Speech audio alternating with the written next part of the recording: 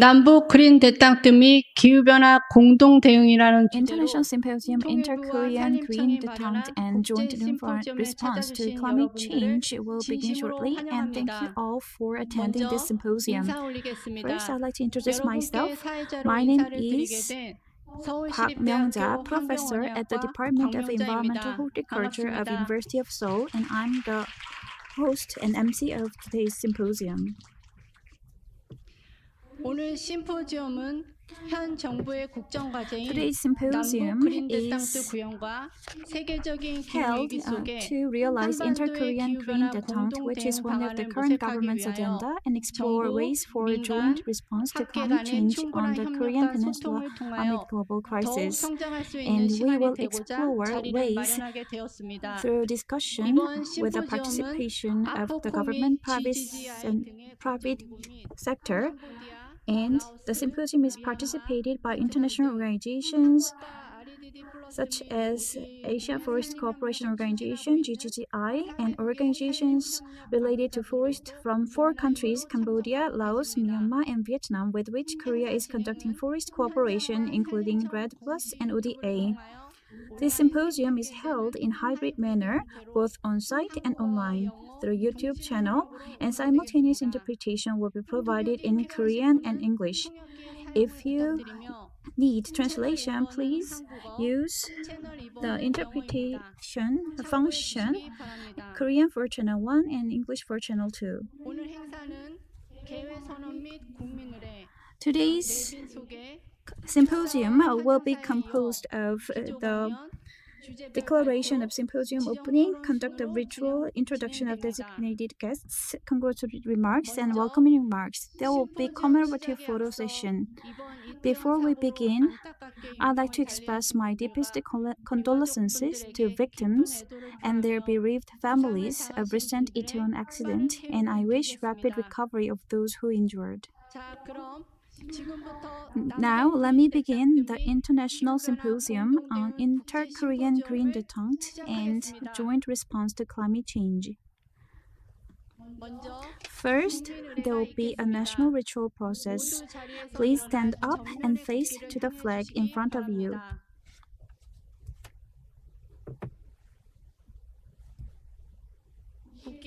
Salute to the national flag.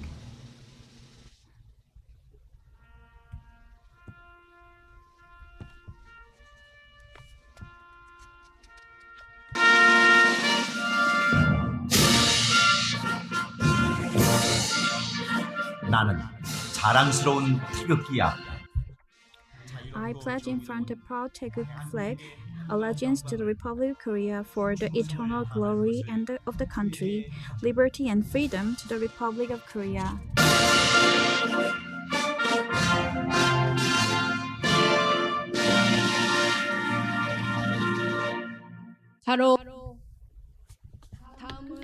Next, there will be silent tribute for those who sacrificed their life for a nation and pray for the victims of the recent Itaewon crash accident. All for silent prayer.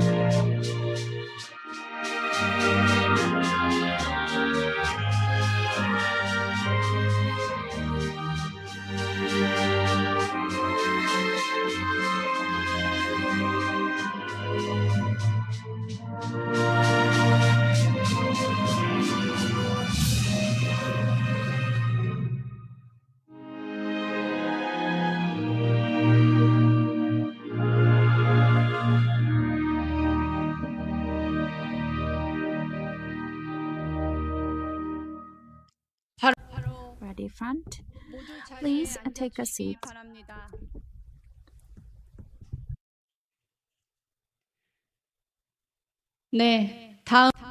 Next, I'd like to introduce distinguished guests who are here out of their busy schedule. First, we have Minister Nam Song-yeon of Korea Forest Service.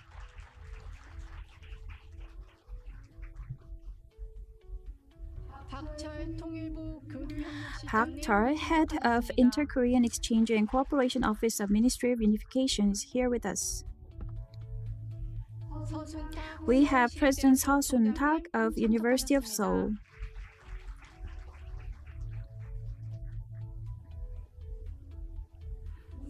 Professor Woo Soo-young of University of Seoul is here with us today.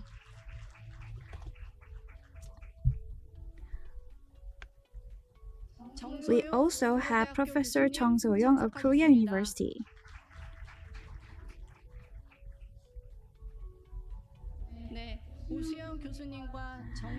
Professor Woo So-young and Professor Chung So-young will provide a keynote speech. Today, there will be many speakers and discussants, and I'd like to introduce them on the screen.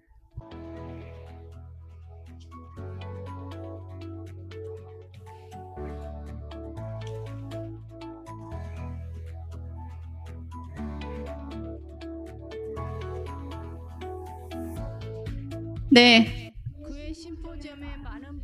Many people are here with us, but due to time constraints, I'd like to ask your understanding that we cannot introduce all of you.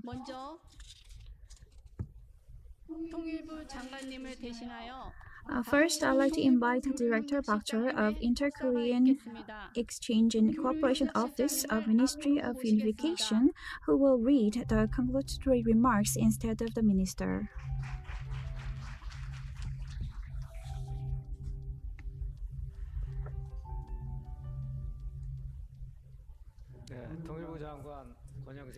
I'm Kwon Young-se, Minister of Unification. Before I begin, I'd like to express my condolences to all of those who passed away due to Itaewon accidents last weekend, and I sincerely wish fast recovery of those who were injured. I'd like to also offer my deepest condolences to the bereaved families who are in great sorrow after losing their loved ones. The government will do its best to deal with aftermath of the accident and come up with follow-up measures to heal the wounded minds of the people. I ask you who are here with us today to join your hands together to overcome the crisis. Distinguished guests, in order to restore broken relationship, efforts should be made to solve problems one by one, starting from common interest. North Korea's repeated provocations and refusal to engage in a dialogue have made inter-Korean relations at a dead end, but it is important to find common issues for two Koreas first in this time of difficulties. I believe that we can find leads to reconciliation and cooperation if we keep in touch for solving common issues together and building trust gradually. I think that Inter-Korean Green Detente project, which is the theme of today's symposium, will offer the best opportunity to open the new channel for dialogue and cooperation. My special thanks go to Minister Nam Song-hyun of Korea Forest Service, President Seo Soon-tak of University of Seoul for preparing this symposium, Chairman Woo Soo-young of Korea Society of Forest Science, and Professor Chung So-young of Korea University, and other experts for attending here with us today. I'd like to also thank the organizers of this symposium for your efforts.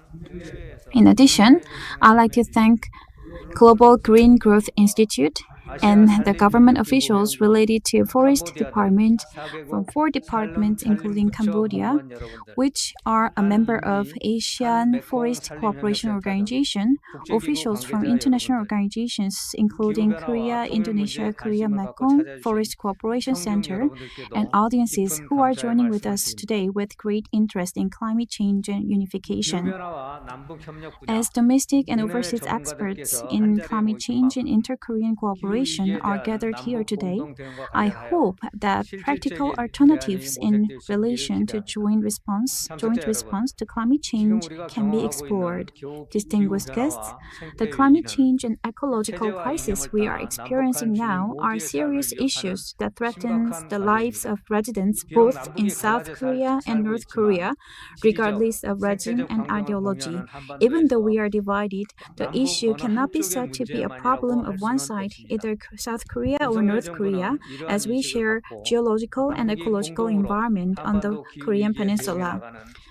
Yoon Suk-yeol government is aware of this problem and is promoting Inter-Korean Detente project, where South Korea and North Korea respond jointly to climate crisis on the Korean Peninsula. The plan is to start cooperation in the areas of forest, drinking water, and sanitation, and to expand the areas of cooperation such as eco-friendly cooperation at the village level, cooperation for disaster response, and joint use of water resources. It is true that currently inter-Korean relations are in difficult situation and there are sanctions from the international community. It is difficult and burdensome to carry out new projects in many respects. However, if we do not do things we can do now, it is a way to make the path for liberal democracy and peaceful unification become further away. Forest formation, restoration, and joint control of forest diseases and pests were already discussed and agreed by North and South Koreas.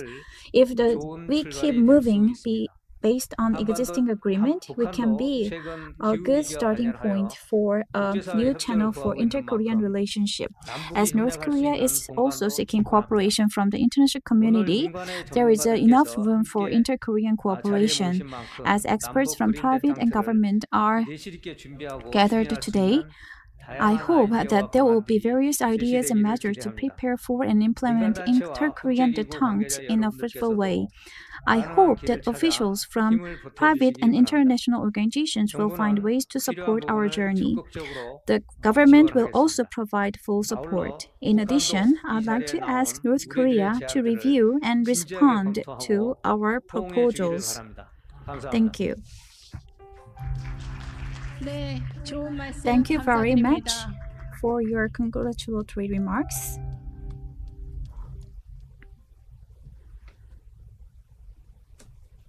네, 다음은 Next, I'd like to invite Nam 산림청장님의 Sung-yeon, 축사가 있겠습니다. Minister of 청장님을 Korea Forest Service. 모시겠습니다. Please take to the podium.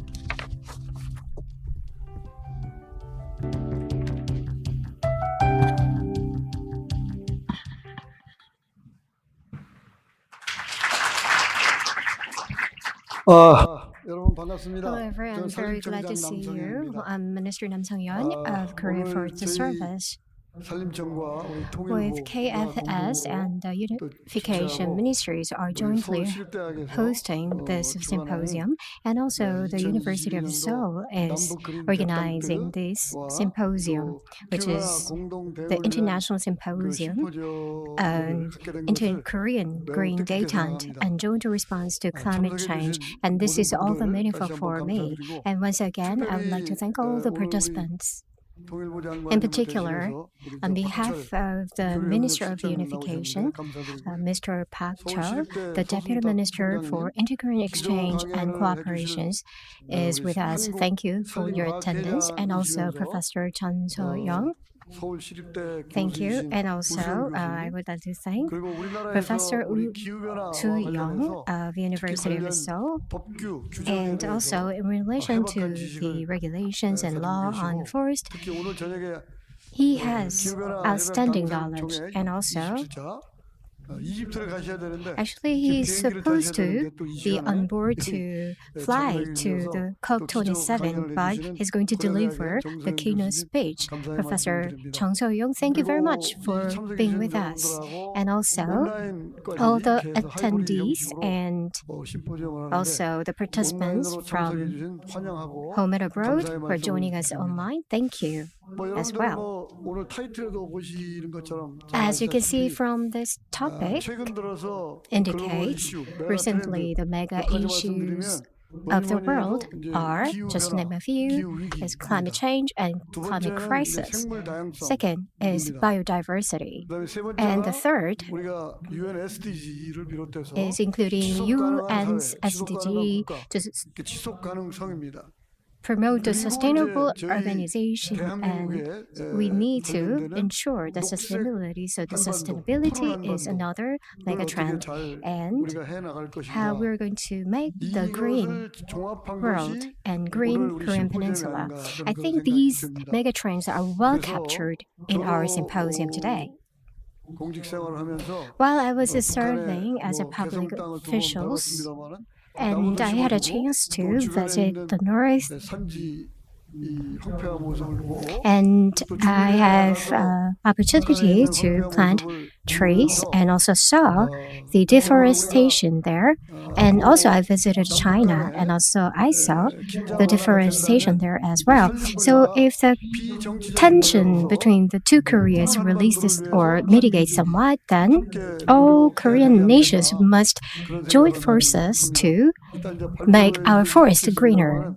And of course, you're going to hear later on, but when you see the satellite image, 28% of the North Korean territory is degraded. But under the leadership of the leader Kim Jong-un, under the campaign of the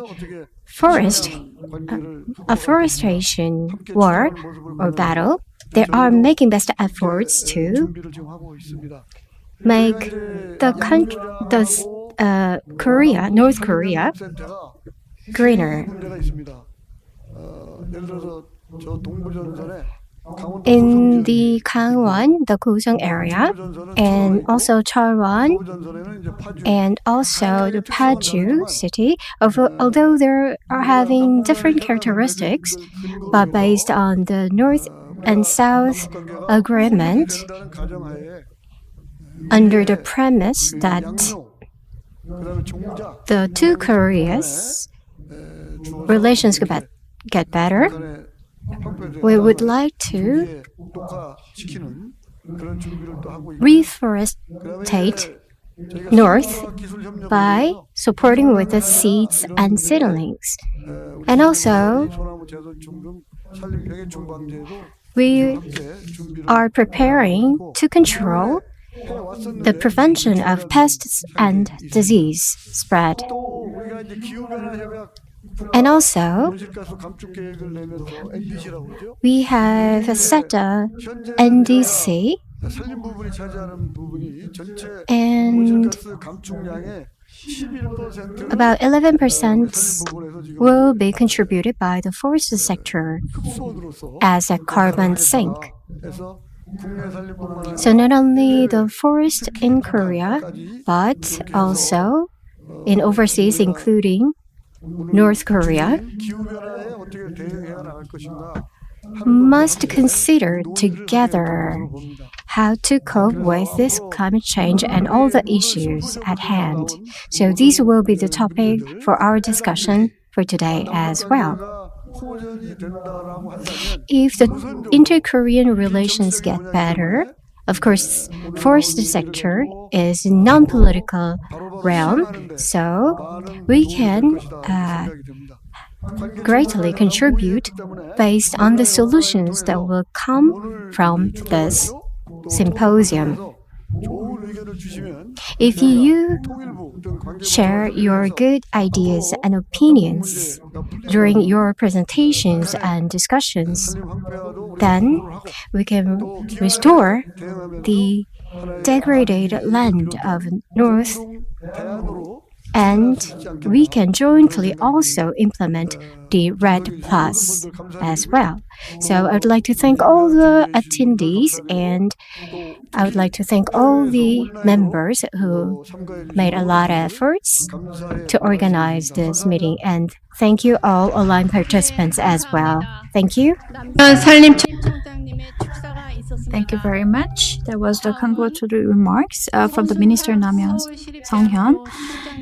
And I'd like to invite President Seo Soon-tak of University of Seoul for his welcoming remarks.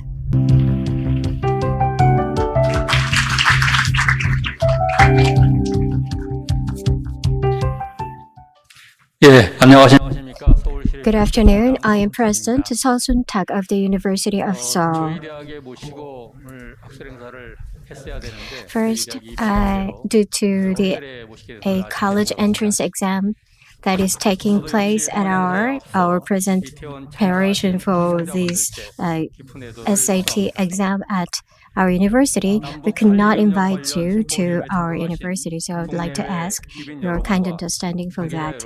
Let me first extend my deep condolences to the victims of the tragic stampede that happened in Taiwan, and also distinguished guests from home and abroad who are participating in the symposium related to inter-Korean force cooperation and online participant experts. I welcome you all. It's my great pleasure that our university to organize the International Symposium on Inter-Korean Green Detente and Joint Response to Climate Change. And also in particular, I would like to thank Minister Kwon Young-se of Unification and Minister Nam Sung-hyun of KFS for gracing the symposium with your presence and for supporting this event despite various schedule. First, in the Republic of Korea is globally known as a success case for afforestation, while watching FAO and other countries around the world benchmarking it as a citizen of this country. I'm so proud. Forests were devastated and degraded due to Japanese colonial rule and the Korean War, but thanks to our nation's outstanding capacity and leadership of administration, we could restore the forests. Particularly, I hope not only in the south part of the peninsula, but also in the north, usher in the era of the forest renaissance, so that the two Koreas may prosper together. In the midst of the crisis of rapid climate change, there are growing interests in and concern over the Earth environment. First is a representative carbon sink, so the forest and green land well, and maintaining ecosystem healthy are one of the ways to respond to climate change. Also, the Korean Peninsula has important geopolitical significance in coping with the climate change in the North Asia. We need to prepare and respond based on different perspectives, realizing the inter-Korean green detente and seek directions for joint response to climate change in the Korean Peninsula, in particular maintaining peace on the Korean Peninsula and bringing about inter-Korean green detente and jointly responding to climate change, as well as achieving international cooperation through REDD+, which is an important global issue. And also, it's not only important for our generations who are currently residing in the Korean Peninsula, but also for our future generations. I would like to thank Professor Woo Soo-young of our university and Professor Chung So-young of Korea University for keynote lectures in advance. And also, I'd like to thank all the presenters for their efforts. At our university, we are making efforts to have this initiative, to make such an initiative effort. We have set up a special institute, and we have just kicked off. So the British ambassador to Korea, Mr. Crooks, came yesterday, and he recently served as a British ambassador to Pyongyang, and he shared vividly the life situation of the North Korean people. And also, we are carrying out the event of a month of Pyongyang, even though the relations between the two Koreas is not in good shape, but we are trying to making efforts to forge joint efforts in these kind of areas as well. I hope through this symposium we can have enriching discussion. I wish you the best of the luck. Thank you. 총장님의 환영사가 Thank you very much for your welcoming remarks.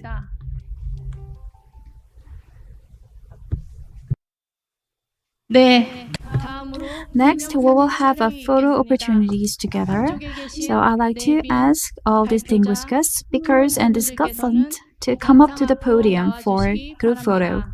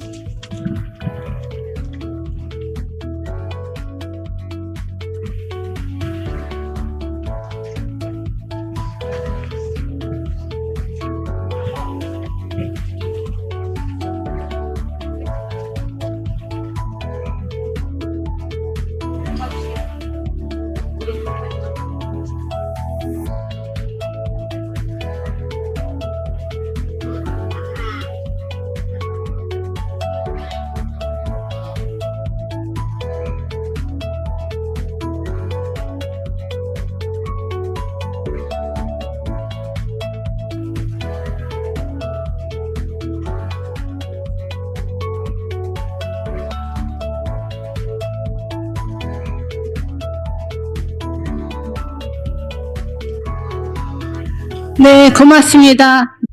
Thank you very much. And please go back to your seats.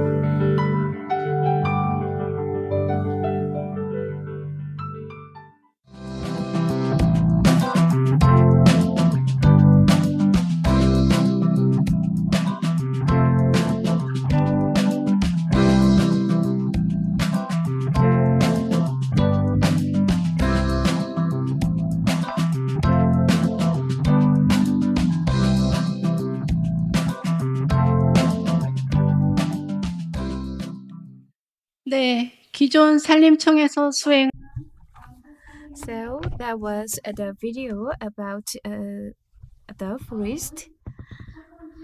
And next, I will invite the Chairman Woo Soo-young for the keynote speech under the theme of economic development in North Korea and inter-Korean forest cooperation. So please come up to the podium, Professor Woo.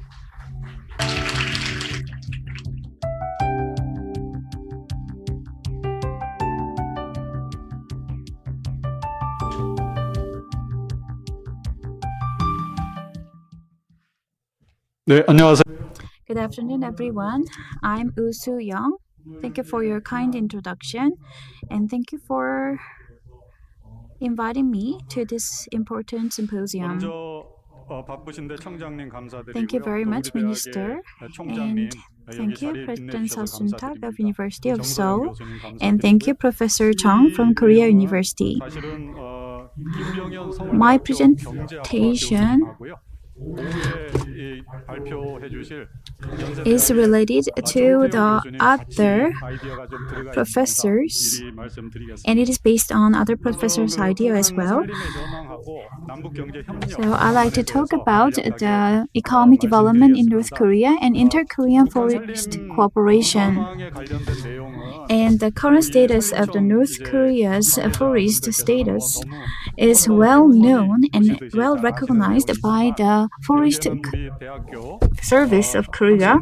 But we have participants who are students, and we are also audiences joining us from YouTube channel. So for sharing the general concept of current status of forest in North Korea, I'd like to share some information. So this is the status and the direction of inter-Korean relationship and cooperation, and the cooperation for the North Korea's economic development and forest cooperation. We were under the Japanese colonial rule, and Korea went through the Korean War, so massive amount of forest was devastated. But in the south, the Korea Forest Service was launched to promote the green projects, and the afforestation was conducted in the South Korea. But before the division, the forest status was better in the North Korea than South Korea. But there has been some changes. When you see the picture here, you can see that the clearing of the land and field was a main contribution to the devastation of forest. And the clearing of the forest contributed a lot to the decrease in forest area. You can see the pictures from the 1970s to the 2000s. So you can see the forest land has decreased a lot, and it was impacted by landslide, flooding, and pest.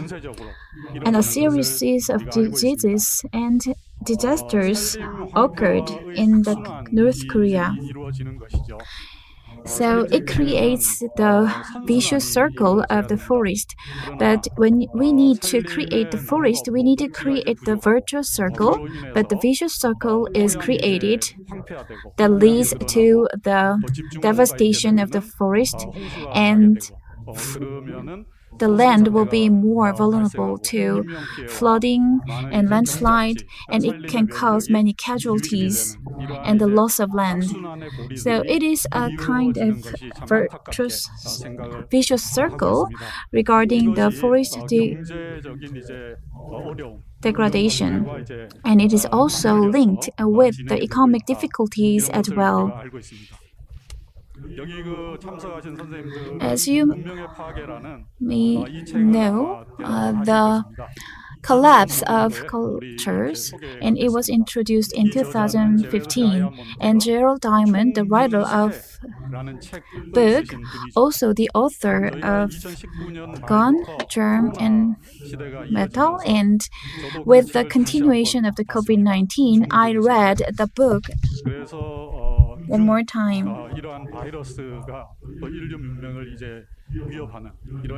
So this kind of viruses threatens the human beings, and the author of the Guns, Germs, and Steel also pointed out some important thing related to forest in the book.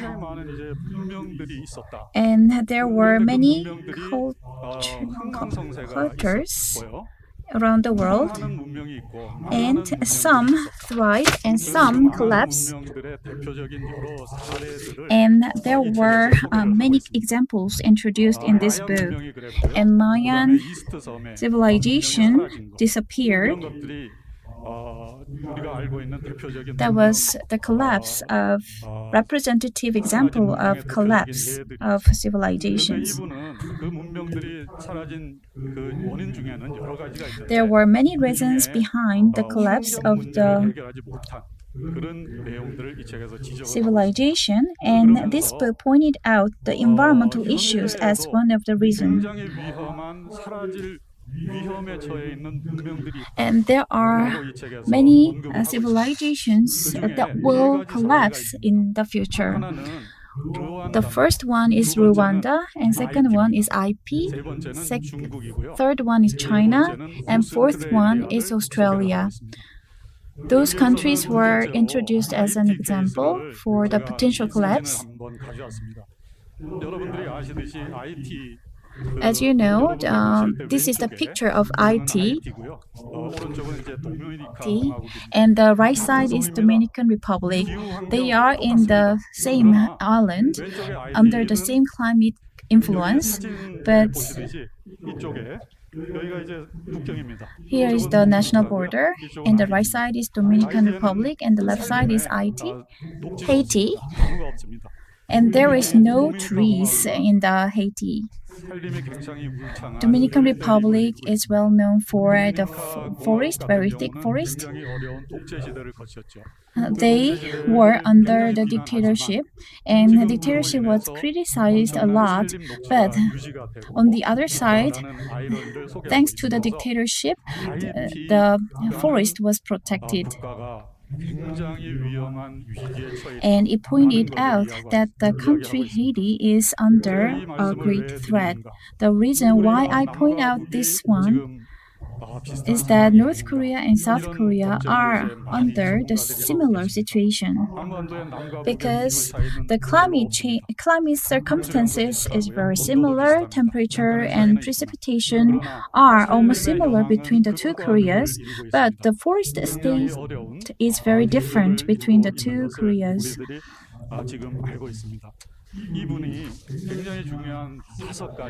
The author pointed out some important things about the collapse. The first one is climate change, second one is hostile neighbors, and third one is essential partners collapse, and fourth one is failure of the government to deal with the environmental issue. And the fifth one is national response to the four previously mentioned issues. Neighbors are also important, and the book took an example of the four countries I mentioned, and they are under great threat. In 1910, there were a lot of accumulated forest in the 1910, but the situation has changed a lot. And you can see there are little resources in North Korea. There are many difficulties in identifying forest because FAO data from North Korea and the Korean National Institute's data have different statistics. And I have trust in the National Institute of Forest Science, and North Korea report very different data. So it is hard to access the data of North Korea, and in terms of inter-Korean cooperation on forest, it can be an obstacle. North Korea can be divided into many regions, and the forest devastation is very severe based on the population density. Gangwon Province, Yangang Province, and Jagang Province has low population density, but the reason why they have low forestation is that they took trees as firewood. So depending on regions, there are differences. So programs should be customized to its regions.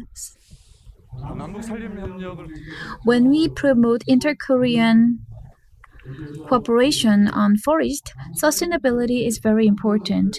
As you can see, cooperation went very well in some period, but nowadays the cooperation is not working well. The forest cooperation is non-political, but unfortunately, the sustainability is not well secured. As the Minister of Korea Forest Service pointed out, After 2015, after the inauguration of the Kim Jong-un regime, they recognized the importance of forest, and the leader Kim Jong-un pointed out the importance of restoration of forest in the speech at the start of every year, and it is quite fortunate that North Korea recognizes the importance of this issue. Trees are very important. In the 1960s and 1970s, when we were lacking in firewood, we afforested for the fuel and firewood purpose. But like we did, providing fuel to residents in North Korea is also important to prevent the deforestation of that region. It is an indirect way of promoting preservation. And forest preservation can be done when there is subsidy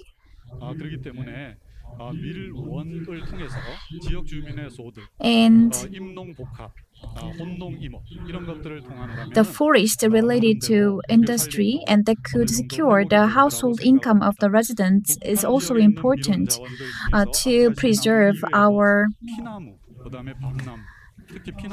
forest. And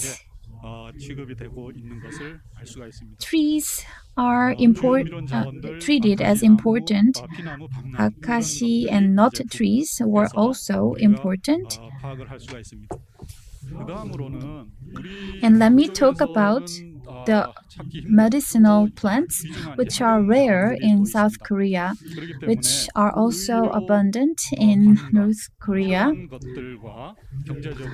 So if these medicinal and herbal plants are linked to the health industry, we can also achieve the Green Detente project.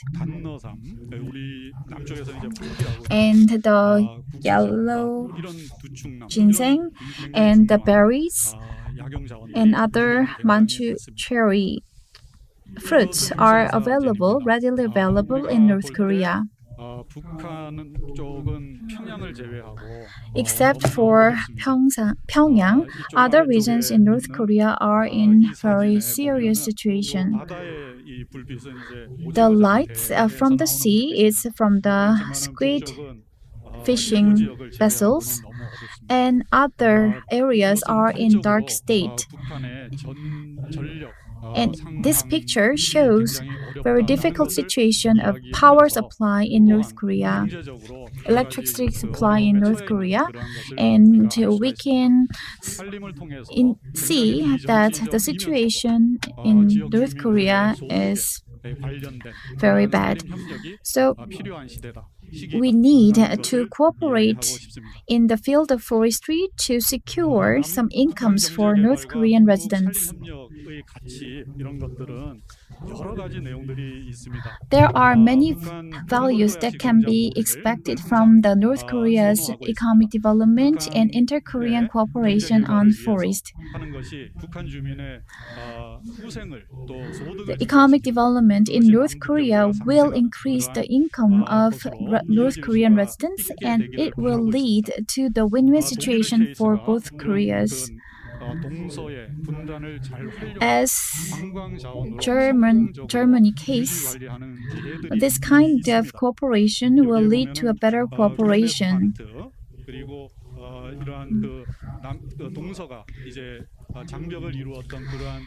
In the past, in the Germany, there was a barrier between East and West, but after the unification, they developed the devastated land to be a tourist attraction, so that the income can be generated for the local residents and the devastated lands can be restored. and wild animals and wild plants can serve as tourism resources for boosting the economy. So I think we can promote the kind of cooperation between the two Koreas. As one professor from the Department of Economics of the Seoul National University, 북한 지역을 동양의 알프스로 만드는 그러한 계획들이 적용될 수 있다. can have a plan to make the North Korea's Alps in North Korea because 북한 지역의 산림 자원이 but to make the plan 엄청나게 복원이 돼야 되는 전제 be implemented, a lot of forest and trees should be restored in North Korea. Many kinds of forest cooperation projects are possible, but he pointed out the DMZ project and medical tourism related projects and the projects surrounding the Baekdu mountain area. This year, the government applied for 639 trillion won of the budget, but if we cooperate, we can create about 10 trillion won of economic value, and it is the estimation by the Professor Kim. And 10 trillion won is very significant amount. So we can create economic cooperation and economic benefits, and we can also provide many benefits to residents through the inter-Korean cooperation on forest. In conclusion, I said I'd like to point out that this kind of cooperation is very important. I had an opportunity to visit Kaesong, and what was my first impression when I arrived at Kaesong was I was in Mongolia because there was no trees around me, and there was a national park, and I visited the national park. But I thought, and I couldn't believe I was in North Korea because the land was very devastated. It was just dozens kilometers away from Seoul, but North Korea's situation was significantly different from South Korea. So I think inter-Korean cooperation and restoration projects should continue. And that kind of cooperation and projects can be based on the plant resources and the linkage with the medical tourism and other tourism programs.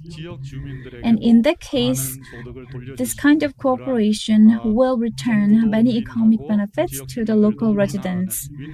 So it will be a win-win program for both North Korea and North Korean residents. And the basics of this cooperation is the restoration of forest. DMZ is a very unique area with many ecological resources, which is very valuable for Korea. So if we make an agreement and if we make a compromise, we can develop this DMZ area as tourism resources. Once again, I'd like to point out that it is very important to cooperate together to restore forest and establish peace on the Korean peninsula. So it will be a very important program for the two Koreas. Thank you very much for your attention. Thank you very much for your keynote speech. Professor Woo Soo-young talked about the roadmap for the current cooperation and emphasize the importance of inter-Korean cooperation on forest.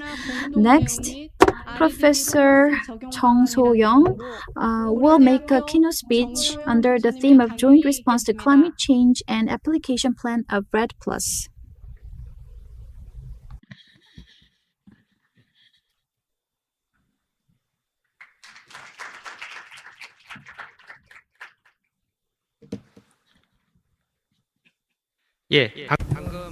As introduced, I am Professor Chung So-young of Korea University.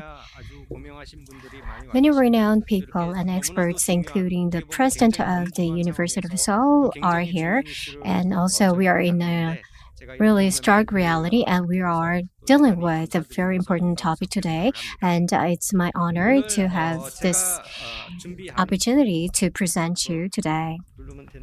So should I click on this, right? Okay. So this is the topic that I prepared and is titled The Joint Response to Climate Change and REDD+ Application Plan. Well, when it comes to the technical knowledge are first by all of you presented here, and you have a much knowledge in technical aspect than me. But when it comes to the cooperation between North Korea, everyone has a different perspective and ideas. So it seems that everyone is just right. But first, when you hear, then they say that it is right way to forge cooperation between the two Koreas. But some people believe or have a skepticism whether this forest is the only solution. So I'm going to talk centering on the institutions in a macroscopic way and in a practical way. I'm going to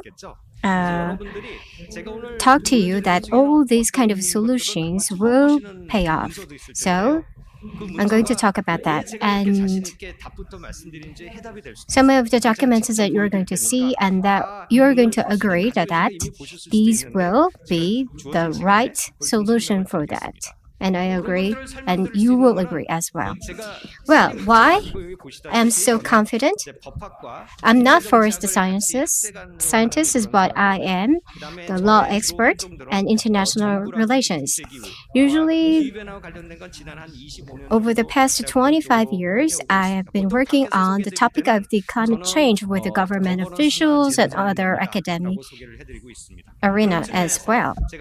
So when it comes to the institution, I am confident that I have knowledge to share with you. Well, do you have to see? That is the security situation. So security situation surrounding Korean Peninsula, inter-Korean Green Detente.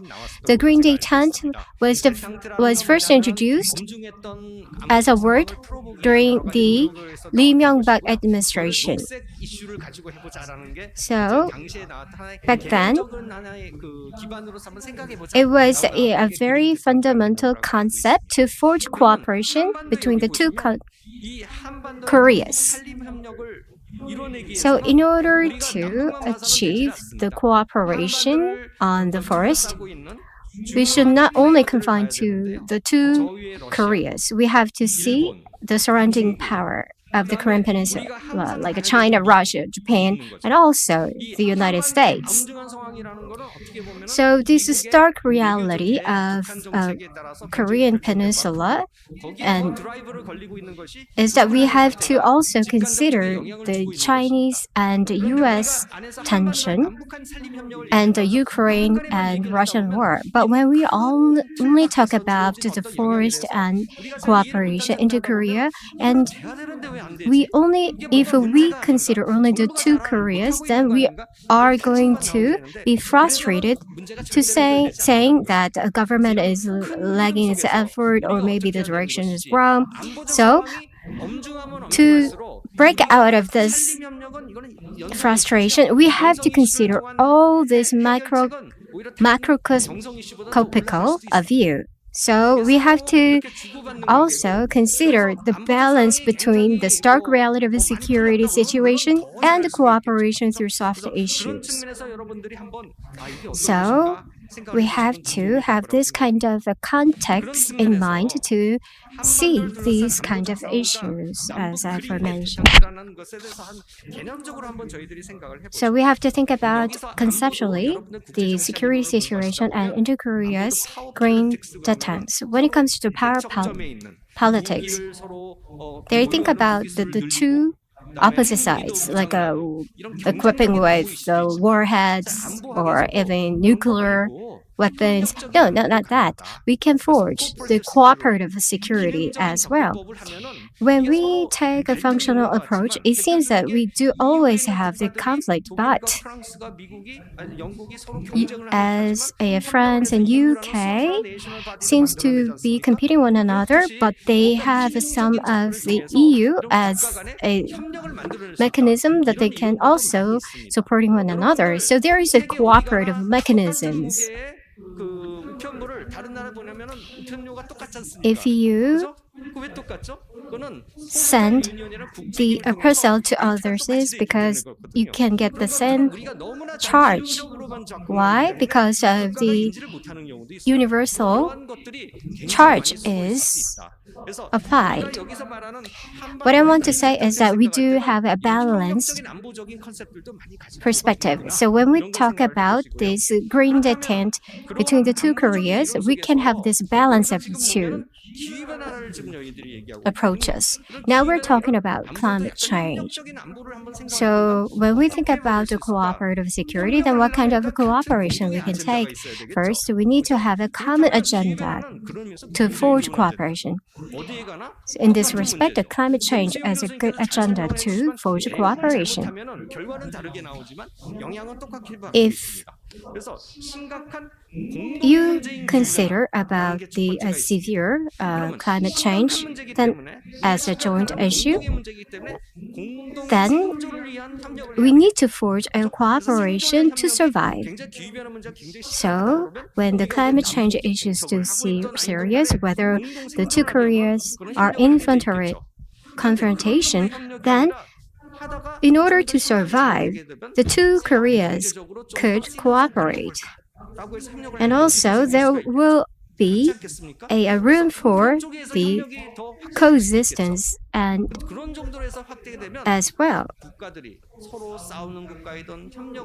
later on. So whether you do well cooperating with one another or confronting one another, what you can do as country, they can also forge cooperation to bring about peace as well. Consider the EU as an example. So if we have a tiny tension is surrounding this security situation, then we can conceptually forge even a cooperation for the peace. So, as a starter, climate change issue is very important. When you think about the climate change, that you only think about the Korean peninsula, right? So when you see this picture, we all consider this Korean peninsula's temperature a weather system. But when you look at the jet streams, they are not just coming only from and to the Korean peninsula, but they are coming from the North Hemisphere to the Europe, to the America, and so on. So these kind of whole global influence is actually affecting us all. So under there, we do have a Korean peninsula. So the climate change is a matter of survival. Indeed, there are a lot of pathogens emerging due to the climate change, and you have abnormal weather events as well. So one-off event of such abnormal weather condition will not make us to think that this is not as serious, but if that comes ordinary and common thing, that we will feel the seriousness of the climate change, and this will be a huge challenge. So such cooperation issues to be solved, there should be the global efforts and also institutional framework on a global level. As you know, in 2014, then the Secretary General Ban was so happy, and also Mr. Erland and also the foreign ministers there in the picture, as you can see. They said that they were in cheerful mode of having this successful outcomes. And what is that success? That is Paris Agreement. But actually, it's been only 2 years that the Paris Agreement has been effectuated. So when you look at that, you can grasp all things about the Paris Agreement. There is a purpose. Climate change, for example, you need to have the mitigation and adaptation. In addition to that, in Paris Agreement, there is a finance flow issue. There is a money issue in the Paris Agreement. Now, not just a regulation, but providing the economic opportunity and economic growth opportunity by solving the GHG emission issues. These could be one of the solutions. So you can provide the money, and also you can address the climate change. So that is the idea of the Paris Agreement.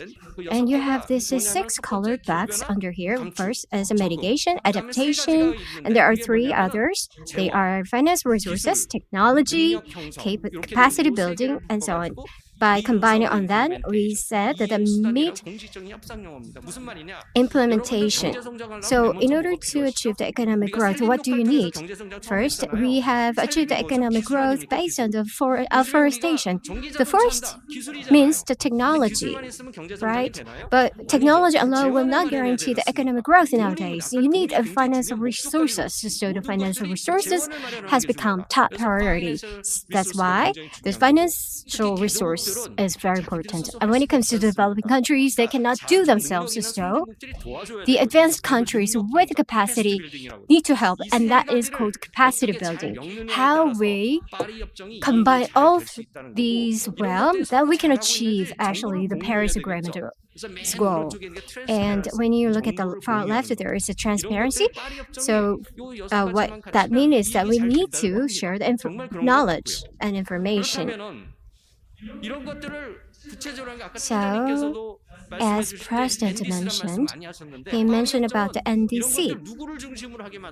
So, the Paris has designated the countries to deal with this kind of issues. All climate change response should be centered by countries, centering on NDC. It's not a forced thing, but voluntarily, considering their own context, the countries must make their best efforts to upgrade. And that is the very basics of the Paris Agreement. But it was totally different in the era of the Kyoto Protocol, because it was voluntary, so we cannot even punish, so the Kyoto Protocol failed. So with the paradigm shift in Paris Agreement, we need, by providing the incentive that could move into this goal, achievement.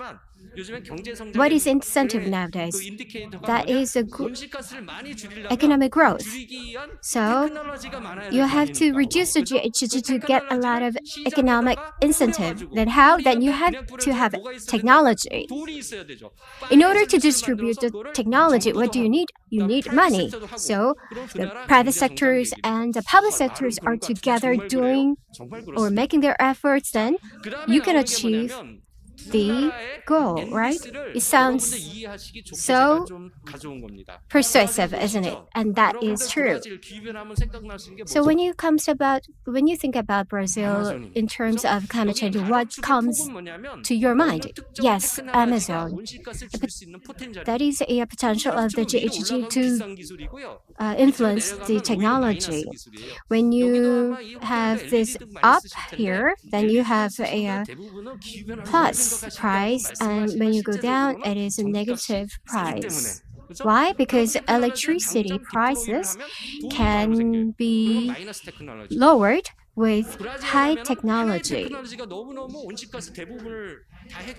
One technology can tackle greatly the GHG emissions. What is that? That is forest. But still, you do have cost incurred because in the short term, if you cut and do the lumber job, then you can earn money a lot and fastly. But that's not the way that the country should do. But also, we cannot force Brazil to tackle or carry all the responsibility of not cutting the lumps, but safeguarding all the forests. But we cannot force it like that. But we could do that not forcibly, but by providing incentive. So what is playing here is the national interests. I am selfish, and everybody is selfish. So by using this characteristic, maybe that is not really top priority, but we can use it in a good way, like this. The next example is Ethiopia. Compared to the BAU, the nation decided to cut the emission by 64%. Their goal is to become the mid-income or middle-income country. When I go there, I was asked, "Are you Chinese?" And then I say Korean, and so on. And then they said the Chinese just ruined their economy. But if they think the Japanese actually contributed for their economy, so they do like Japanese. When you go there, you can experience that kind of situation. So you have this part, the tiny part, that they want to reduce the GHG a lot, and that is the forest area. So for Ethiopia, forest is important. And Brazil, so does Brazil. So, especially the developing countries focuses more on forest because forest is important for them. Well, I have to bring this objective data to back up my opinion, right? So here is a data from the last year's Glasgow meeting. You know, the land use and forests were really important issues and topics that have been emerged from the Glasgow. As you can see from this title, Glasgow Leaders Declaration on Forests and Land Use. In order to reduce the GHG by 50% by 2050, the forests and land use are very important. Not only the public sectors alone can do this, just the private sectors can collaborate by creating a financial market. And there's some discussions going on to link with the ESG movement with this kind of finance mechanism in tackling the GHG. Of course, the forest is not just a traditional forestry, but we can advance into the more modern one. That means that to create the credit out of it. And then we can have lots of return out of this sector, the forest. Probably this is really new to you, most of you. In order to see the North Korea's plan to respond to climate change, what you have to see, the NDC, you have to focus especially. And when you look at that, this is cover page, and when you access to the UN homepage, then you can have access to that document. So if you cannot see, then please try to look at like this, taking off your glasses, then you can see better. What do they count most? Forest. I'm not just saying you have to forge cooperation with North Korea on forest. I'm not saying out of blue, because the North Korea actually stated that we're going to make efforts in order to first the country, in order to reduce their GHG and to contribute to the NDC that they have achievement of NDC they have committed. So this is a new approach. That means that the world are connecting everything with the amount of carbon emitted, and then they can actually translate into the monetary term as well. So how do you have to do? Based on the UN. Many of you will know, why do you cut the tree? Because you're hungry. Because you have to come up with the woods to burn. But to restore the forest, you need to have energy policy and agricultural policy as well. So when you see this forest policy, then you can also identify some of the energy and agricultural policies as well. How do you consider and how can you design this well? RED Plus. With the huge negotiations at UN level, the RED Plus came out, and so it is a really good one. So when you see this below, here, there are two red blocks. Are they related to the things that I've mentioned? Yes, they are. If there's international support, North said that they can commit to reducing more, and they also stated the amount of money there as well. So this is actually current NDC, and I said the ITMO here, I emphasized with the red circle, based on the Paris Agreement Article 6, and if we get the support by the world, then we will mitigate. Where? From forest sector, said North Korea. Now I can go to home now, right? So in order to cooperate with North Korea, then we need to have this basis. That is the very basics of this is the ITMO. Why Professor Chung is sort of appraising this ITMO? Because as you have heard that from the structure that I mentioned, we can forge cooperation on peace with North Korea through this.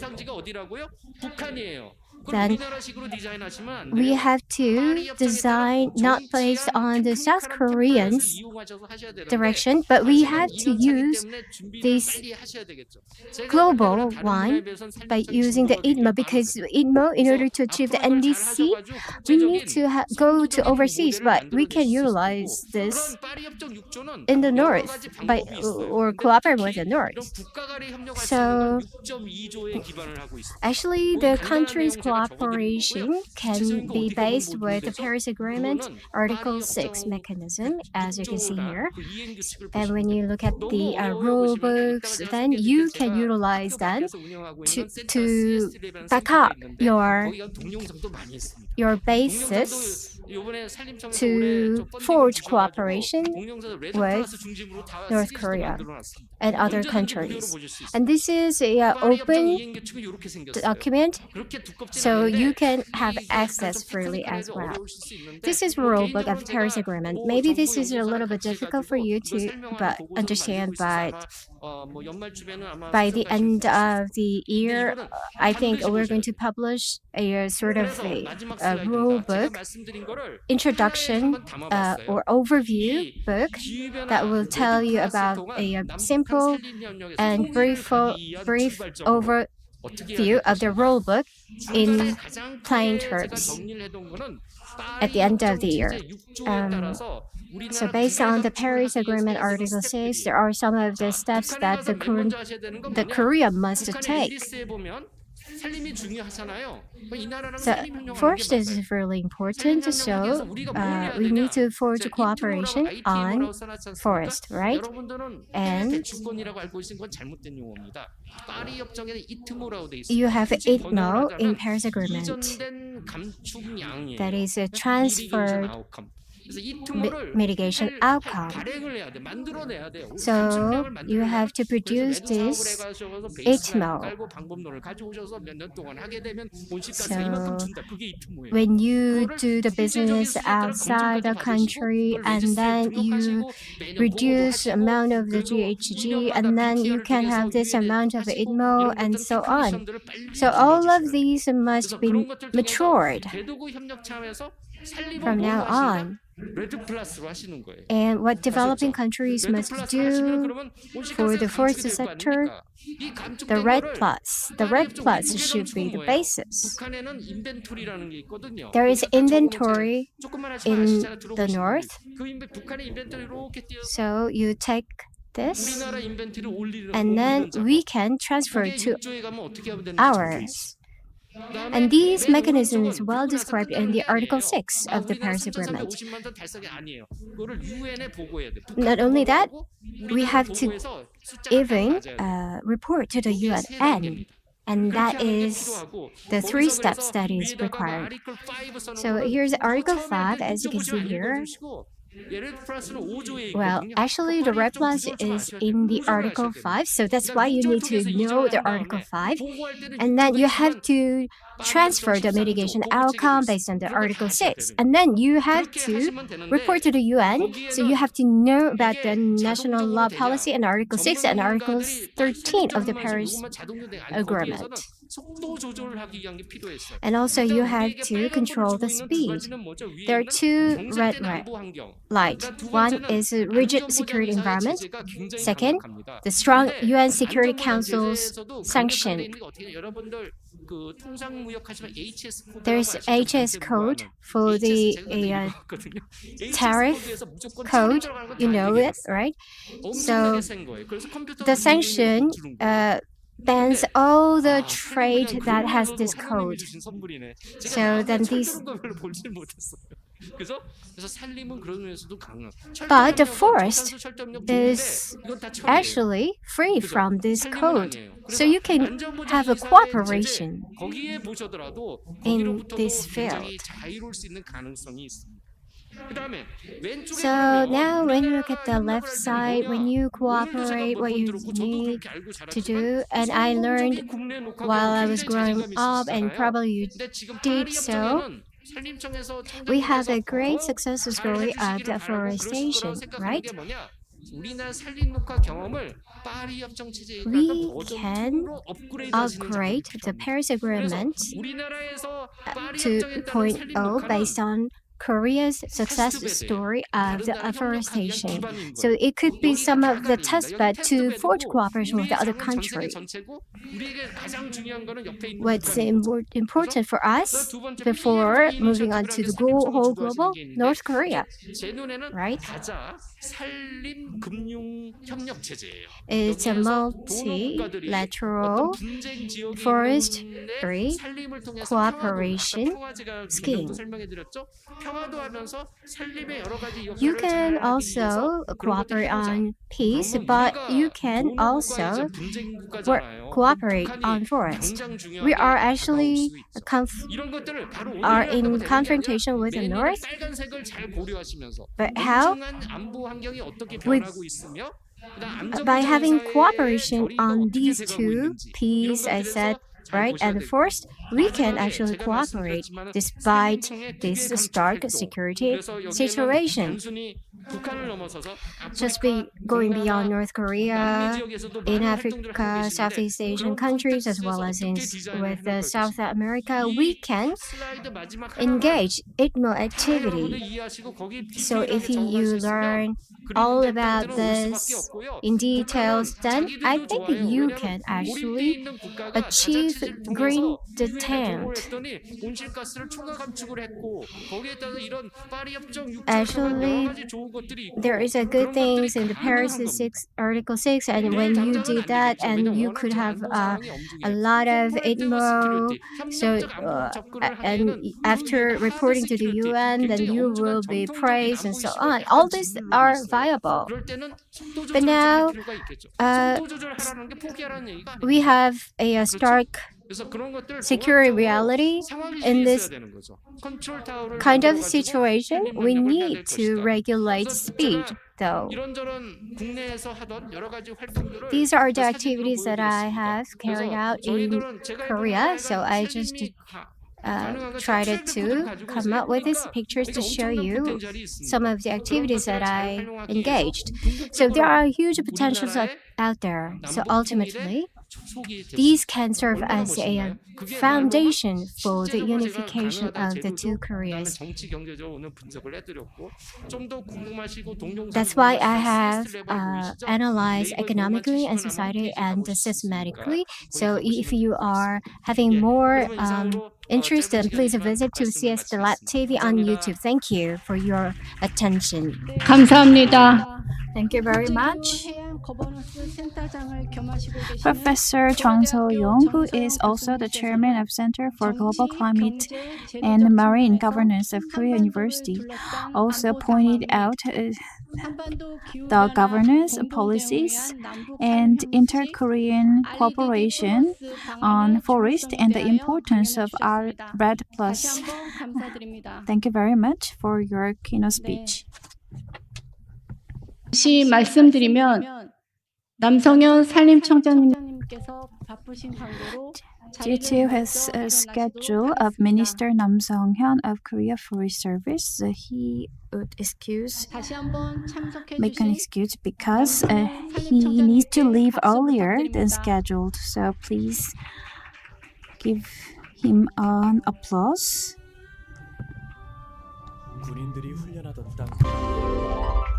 한반도의 숲과 생태계를 지켜갈 나무들이 자랍니다. 평화의 상징으로 철원 남북산림협력센터가 문을 열었습니다. 남과 북의 그린 데탕트, 철원 남북산림협력센터는 산림협력의 거점지로 처음 논의된 후 한때 최전방 부대가 자리했던 땅 위에 평화로 가는 첫삽을 떴습니다. 철원 남북산림협력센터는 한반도 중부권 산림협력의 전진기지로 남북을 이어주는 교량과도 같은 위치인 한반도의 중심에서 남북의 숲을 산림병해충으로부터 지켜내고 서로 간 산림협력의 기반을 조성합니다. 북한 산림의 황폐화는 곧 우리의 삶과 연결됩니다. 기후변화로 증가하는 산림병해충의 확산으로 남과 북의 숲은 막대한 피해를 입고 있습니다. 철원 남북산림협력센터는 남북 접경에서 산림병해충을 예찰, 방지하는 전문기관으로 남북 간 산림병해충의 이동과 확산을 예방하고 방지함으로써 남북의 숲을 지킵니다.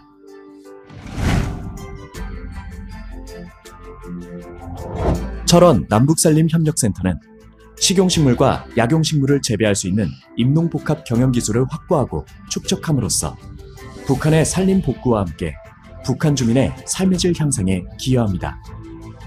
나아가 우리 생물자원의 보고인 DMZ와 접경지역 산림이 소실되지 않도록 산불과 산사태 등 산림재해에 대한 정보를 공유하고 공동으로 대응하는 역할을 합니다.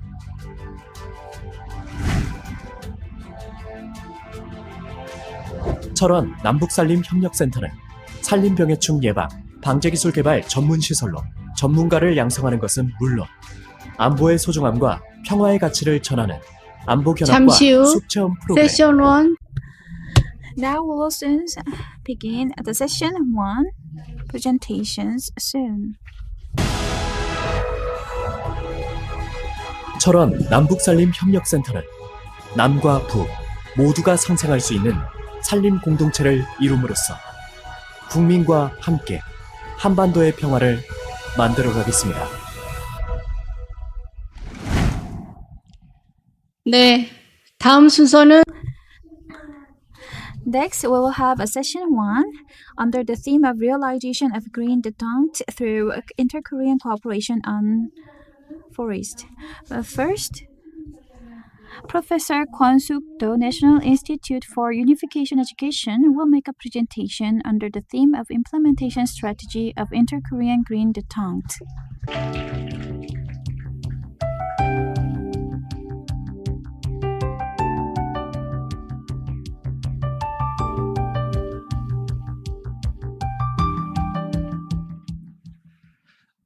네, 안녕. Good afternoon, everyone.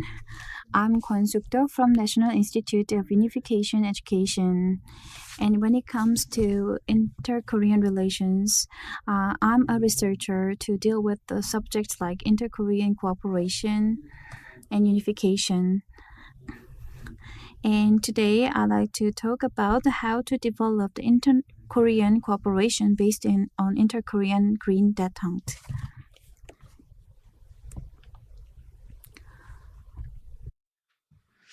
문제 제기를 So my presentation will first raise the questions and cover the need for the inter-Korean green detente and the implementation strategy and future tasks. 과거부터 많이 회자가 되었고 So the word inter-Korean green detente has been pointed out and 모아서 정리한 것인데요. the definition has been established, and it says that it is the non-political, non-military cooperation in the areas of environment and ecology to build trust between the two Koreas and to ease tensions on the Korean Peninsula to establish the peace and coexistence. So I think based on this definition, we can develop our discussions further. And inter-Korean green detente was one of the 120 national agenda, and 3 agenda are related to North Korea, and number 94 and that agenda is related to the normalization of inter-Korean relations and the preparation for unification together with the public. And it is related to the normalization of the inter-Korean relations and make a national consensus. And this is the gist of this agenda. Let me explain the need for the inter-Korean green detente. The 2 keynote speakers pointed out the themes, and as they pointed out, the most outstanding challenges is climate change, and actions on climate change has been considered in the international community for about 30 years. And UNFCCC was adopted in 1992, Kyoto Protocol was adopted in 1997, and the 2018 IPCC Global Warming 1.5 degrees Celsius special report was adopted, and the Paris Agreement has been implemented since 2021. And we can see 2 pictures on the screen. The above one is the picture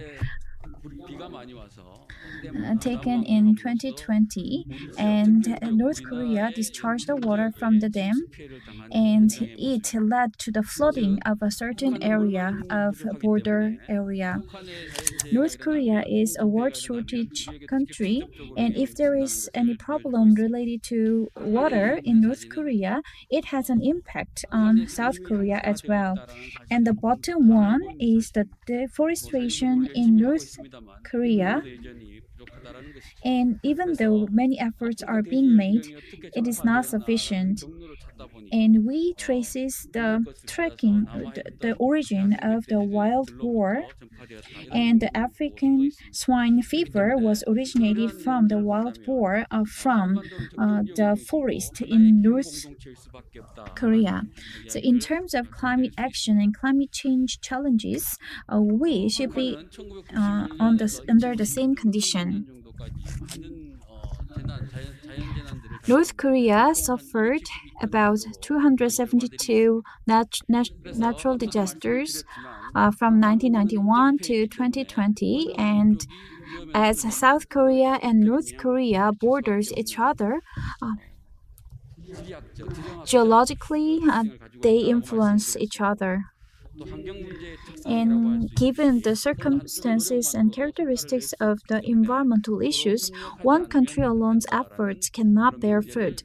So we need to join our hands together to deal with the problem. As keynote speaker also pointed out, North Korea is active in terms of international cooperation related to climate crisis. North Korea joined the UNFCCC in 1994, and they participated in the ratification of the Kyoto Protocol in 2005, and they also submitted the intended nationally determined contribution 2030, and they pointed out that they will reduce 8% from BAU, and with the support from the international community, they could reduce the greenhouse gases by 40.25%. And they could reduce the further with the support of the international community. And this signifies the efforts made by North Korea to be a member of the international community, and they also submitted the NDC to the UN. In September 2019, they sent the delegation to the summit meeting. And there was a resolution to provide fund that was about 880 million won, but actually the fund was made to North Korea. Last year, the UN Social Security Council had a meeting, and the implementation plan and VNR, voluntary national review, was submitted. SDGs 7 composed of 17 goals, 95 targets, and 130 indicators were presented. These efforts made by North Korea recently is their willingness to cooperate with the UN by submitting their VNR report, and they show their willingness to implement the global norms and standards, which is represented by SDGs of UN. These efforts should be taken. As I pointed out, these three SDGs are related to environment. And these three SDGs, the last one, goal number 15, is about the management of sustainable forest, stopping the land devastation, and maintaining the biodiversity. And as you can see on the details of the target, North Korea plans to afforest the land to reduce 10 million tons of greenhouse gases. So this kind of plan is very specific with very numerical figures. So I expect that we need to do some monitoring on the implementation of their plan. Next one is the implementation strategy for the Inter-Korean Green Detente. We need to have a strategy to cooperate together with North Korea. This summarizes the implementation stages of Inter-Korean Green Detente. The step 1 is the domestic and internal discussion. Inter-Korean cooperation is not simply about the inter-Korean issues. There are many controversies and many differences of opinion, and it can be expressed as the term the South-South conflict. So we need to form a social consensus and make an agreement on the inter-Korean Green Detente. And the second stage is to make a cooperation roadmap. And the third stage is to find a ways to respond jointly together to the issues. And after the three stages, we can establish the climate and environmental cooperation paradigm on the Korean Peninsula. So I'd like to go in more details. The first stage is the social consensus and agreement in South Korea first. Government ministries and people from relevant industries and areas should form the committee and to raise the issue publicly so that there should be a social consensus in South Korea. And the second stage is the establishment of the cooperation roadmap. Currently, it is very hard to find a way to start the dialogue between the two Koreas. But first, we need to create the momentum for inter-Korean exchanges and cooperation. In 2019, the fund was about to be delivered to North Korea, but due to the sanctions on North Korea, the fund was not delivered. But we are under the new regime that is called Paris Agreement, so we need to make a step-by-step plan to create a roadmap in the short, medium, and long-term cooperation. So this kind of Paris Agreement system framework should be considered in the inter-Korean cooperation on forest. And the third step is the joint response of the two Koreas, and the two Koreas need to find the common interest and common areas to respond. And we already started that kind of cooperation, but some cooperation have suspended due to the security issues. So we need to find the common areas like the disaster prevention systems, and we may conduct a joint survey on the natural disaster in border areas, and we can respond together to infectious diseases. If we can find some meaningful meanings of our cooperation, we can expand our cooperation areas.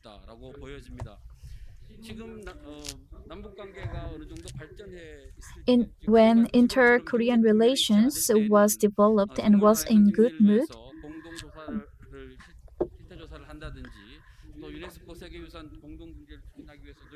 we already made an effort to conduct a joint survey, to promote the biodiversity in DMZ and the registration of UNESCO World Heritage together. And North Korea is in very dire circumstances in terms of energy supply, so we can create cooperation in terms of new and renewable energy and joint response to natural disasters. If we can cooperate in these issues, we can create a new inter-Korean cooperation paradigm, which is called the Climate and Environmental Cooperation Paradigm on the Korean Peninsula. So these are the ideas we have, but what to do to implement those ideas should be considered. So what is the task we need to handle for the implementation of these ideas? There should be 4 principles, I think. The first principle is that we need to be very active to lead the cooperation and develop the agenda. So I pointed out the characteristics of the climate change. And the first one is that North Korea is making an effort in this area, and South Korea is also making an effort in this area. It means that climate change issue should be a common agenda for both Koreas. And second one is that when we promote the inter-Korean cooperation, there should be a discussion like the support for North Korea. So we need to make a consensus domestically in South Korea first. Recently, Gyeonggi province promoted the cooperation with North Korea, and up until yesterday, November 3rd, the cooperation was promoted. So we need to find the areas of potential international cooperation, and we need to also consider the linkage and connection of our cooperation with other areas. It means that we need to be very proactive and we need to lead the cooperation. And the second one is the sanctions on North Korea. But we are under the Paris Agreement framework. It means that we need to refer to the new elements and items in the Paris Agreement. So we need to form consensus and we need to persuade North Korea. And we need to have a very specific and step-by-step implementation plan, which can be divided into short-term, mid-term, and long-term. And next one is that security issues should not have a negative impact on other population areas. So we need to make an approach that even though there are some issues related to security and the security issues in a stalemate, we need to continue and secure the sustainability of our cooperation in environment and climate change. We need to establish the principle that we can keep our cooperation on climate change. And this kind of cooperation does not have an impact on the regime. And the meaning of cooperation is very important, and this is beneficial for both South Korea and North Korea. So sustainability is very important despite other circumstances. It means that this kind of cooperation should be separated from the denuclearization, as it is related to the improvement of quality of life of North Korean citizens and residents. This kind of green detente project should be separated from denuclearization approach. Inter-Korean green detente should be based on the principle of practicality and flexibility. Finally, I'd like to talk about the future tasks of inter-Korean corporate green detente. As given the current situation, like the provocation of North Korea, it is hard to make a transition in inter-Korean relations. But there is a very clear agenda for us to deal with the climate change, like including the environment and ecosystem protection and climate change. So when we talk about the cooperation, we think and we take it as support for North Korea, but we need to have a very firm and established direction and principles so that we can create a new cooperation system for both South Korea and North Korea. And this concludes my presentation. Thank you very much. Thank you very much. 권숙도 Professor of National Institute for Unification Education made a presentation on the need for inter-Korean green detente and future tasks. I have an announcement.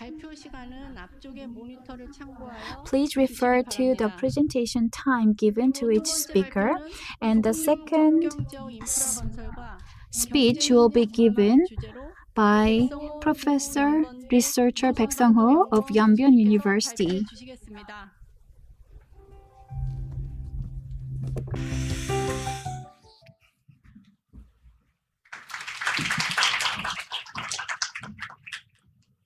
반갑습니다.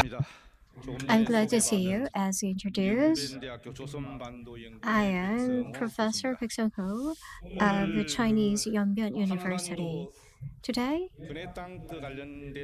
in relation to the cooperation between the two Koreas and also the Korean Peninsula's green detente, what I was requested to present is the infrastructure construction in the bordering area between China and North and the cooperation economy. But when it comes to the cooperation between the two Koreas, centering on the China and North Korea cooperations will be important area to concern because the cooperation is being inactive. So I think my topic is really timeline, and I'm going to talk to you about the prospect for infrastructure construction and economic cooperation in the North Korea-China border regions. So this is my agenda for today. First, I'm going to talk about the introduction, and then I'm going to talk about the development status in China and North Korea border region, major infrastructure construction in the border area of China and North Korea, followed by economic cooperation outlook between North Korea and China, and conclusion. In the 1980s, due to the collapse of communism bloc of socialist communism bloc, due to the introduction of the market economy, they suffered economic hardship and also shortage of the foreign reserve. And by developing this special economic trade zone, there are 27 so far they have built, but none of them are successful as of now.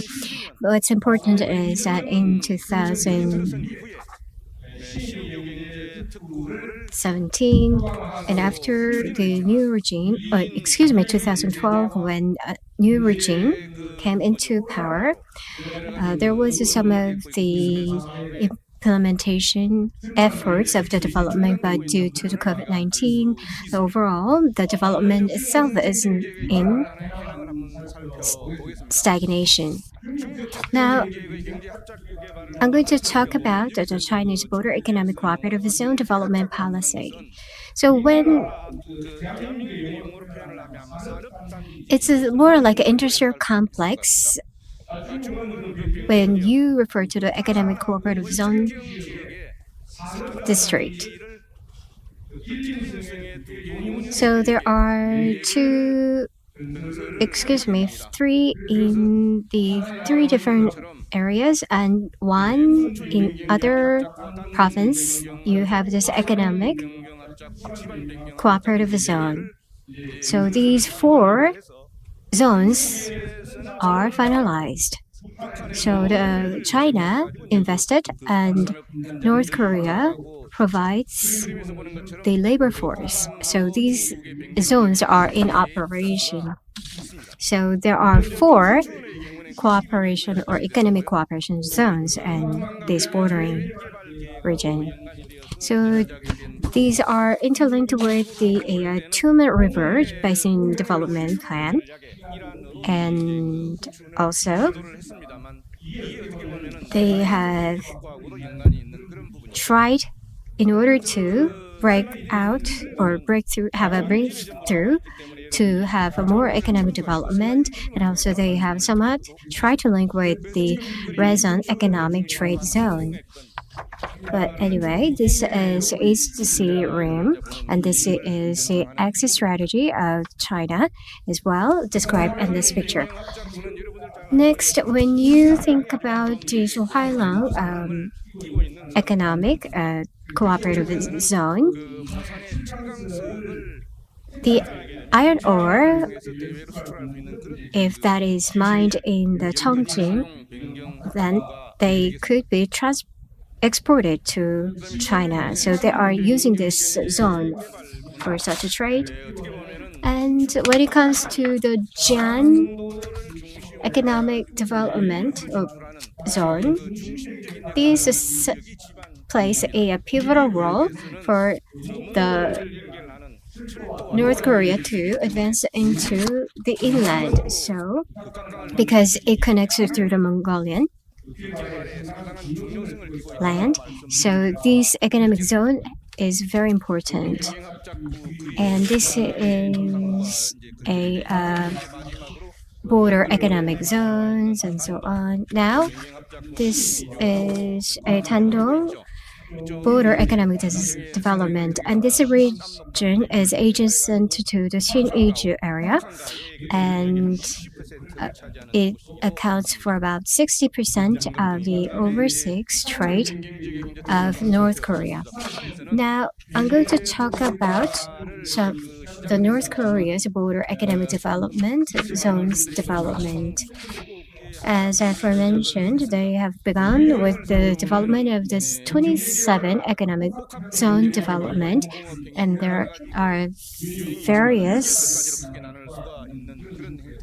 zones. However, they can be categorized into 6 characteristics. So this is a North Korean data. I'm going to skip it. And one of the representative one is the Raison Economic Special Zone.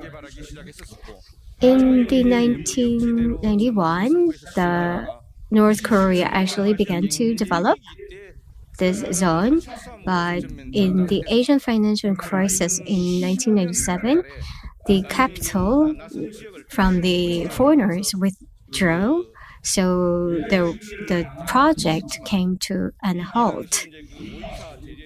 And also in 2010 onward, due to the South Korean government's sanction in May 24th, North Korea had difficulties to attracting the investment, so this zone also could not develop well back then.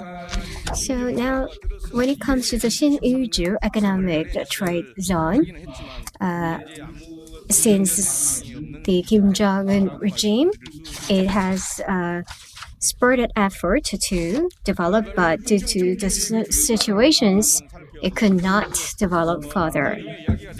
Now, as I'm going to talk later, but when it comes to the corridor between the north and south, there are 2. So there are like a Kungang Mountain Road or the Kaesong Industrial Complex Road. But between China and the north, there is a corridor, like a 12 corridors that China and North can have a passages. So when you look at here in the middle, Sangmobong, and that is a new trade corridor that they have agreed to open with China. So once the border opens after this COVID-19, then the tourism to the mountain will be reopened through this corridor. There are about 15 border areas corridor. Now I'm going to talk about the new Tuman River Bridge. In 2014, it was constructed, and then it was finalized. The construction finalized in 2014, and it counts about 30 to 40% of the trade between North and China. And this is a new bridge. As you can see, this black part, this is this new one, and that one is the old one, and that is the satellite image. And this is a new bridge that is currently open, and this is a Yanbian trade or border trade zone. So they have completed it. So there are many constructions taking place like this.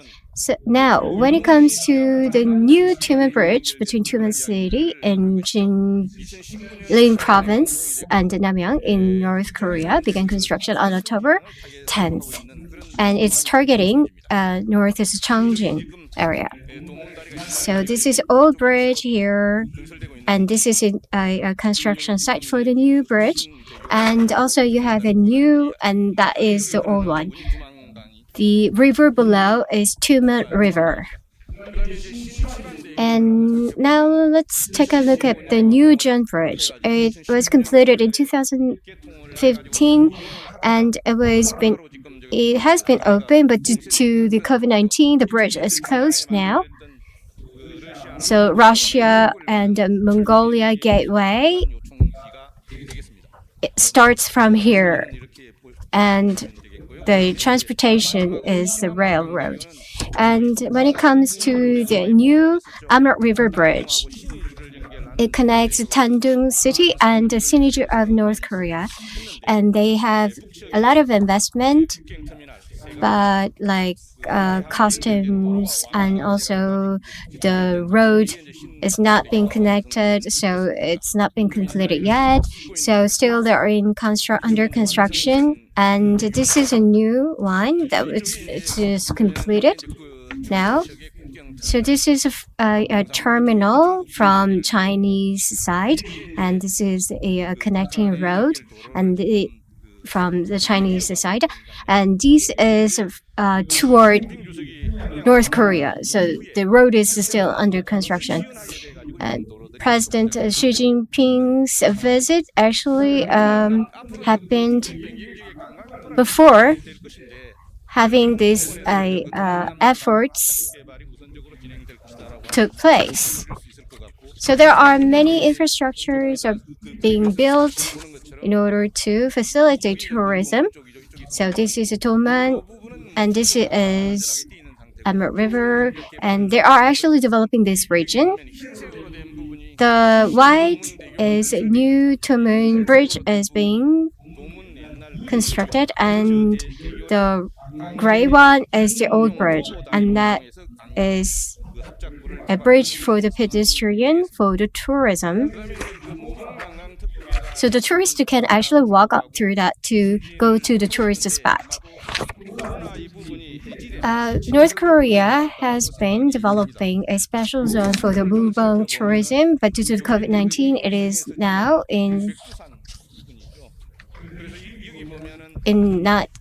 has not been developed fully. But when it comes to this red line, this is a bordering area, and it is indicated in yellow. So you have this upper part here, China, and the lower part is North Korea.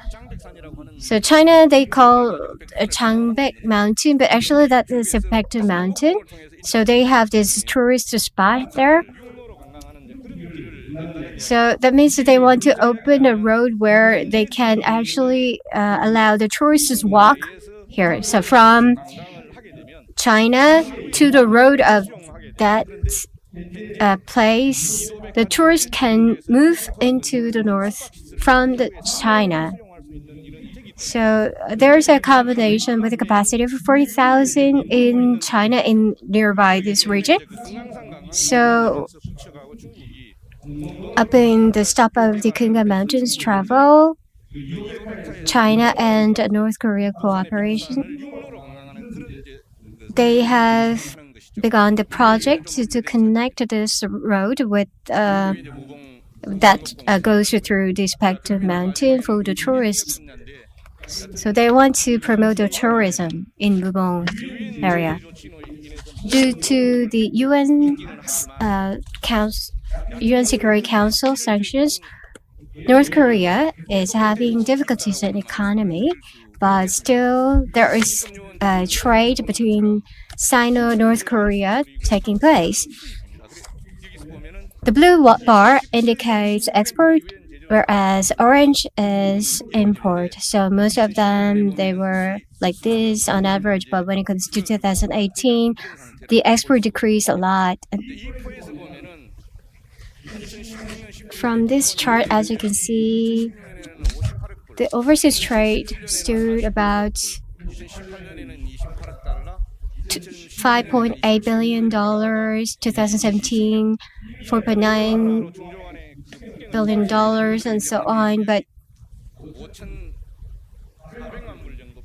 only $53 or $54 million are in total nowadays due to the COVID-19.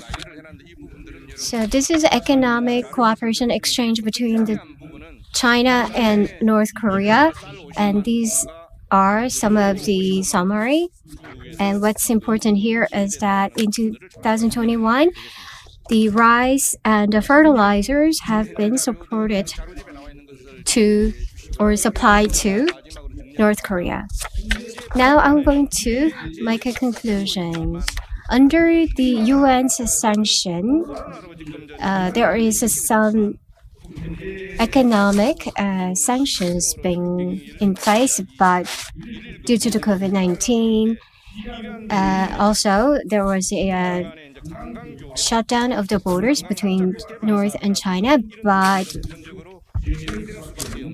when it comes to the project that connects for the tourist infrastructure that will begin, and one of the external element that causes the difficulties and delay in the development is Sino-US conflicts. So going forward, however, the North and China's exchange cooperation will go further and stronger. Thank you very much, Professor Baek Sung-ho, for your presentation with a lot of pictures and data. Thank you for your presentation. The third presentation will be made by Professor Park Jin-woo of Gangwon National University under the theme of promoting the participation of the green detente through cooperation on forest. I'm Park Jin-woo from Gangwon National University. 오늘 이렇게 큰 자리에 초대해 Thank you for inviting me to this important symposium. And I was asked to make a presentation under the theme of Inter-Korean Green Detente through cooperation on forest. And I considered how to connect the theme of cooperation on forest and Inter-Korean Green Detente and what we need to do.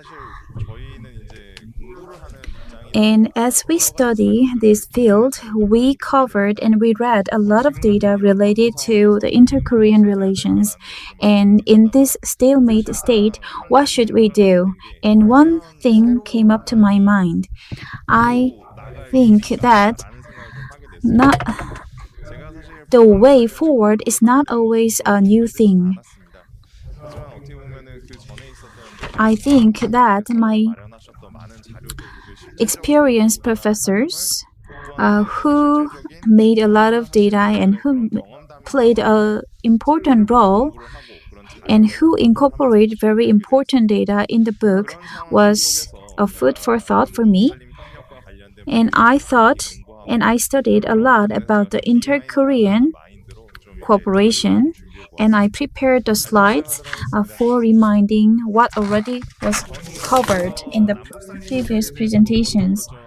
And I'd like to talk about the inter-Korean cooperation projects, and then I will talk about the changes in the North Korean society, inter-Korean cooperation on forest, and then I will talk about the ways forward. First, let me talk about the inter-Korean cooperation on forest, and it dates back to 1970. And the Red Cross supported the resources to North Korea, and it was the start of inter-Korean cooperation. And in the late 1980s, the situation was improved, and the basic guideline on inter-Korean cooperation and exchanges was established. A lot of progress was made in the 1980s and 1990s, and the Act on the Inter-Korean Exchanges and Cooperation was established, and relevant acts and regulations, including the Inter-Korean Cooperation Fund, was established, serving as the institutional foundation. But with the withdrawal of North Korea's non-proliferation treaty and the stopping of the tourism to Kumgangsan Mountain, made us in a difficult situation. But the humanitarian support continued, focusing on the Kaesong Industrial Complex. And in 2019, with the failure of holding Hanoi meeting, the inter-Korean relations are still in difficult situations. And I'd like to talk about the changes since the leader Kim Jong-un took power. And there are official economy and unofficial economy, and the North Korean society is changing. According to a research institute, about 440 markets are in operation across North Korea, and previously we thought that there is no market economy in North Korea, but actually about 440 markets are in operation as of now.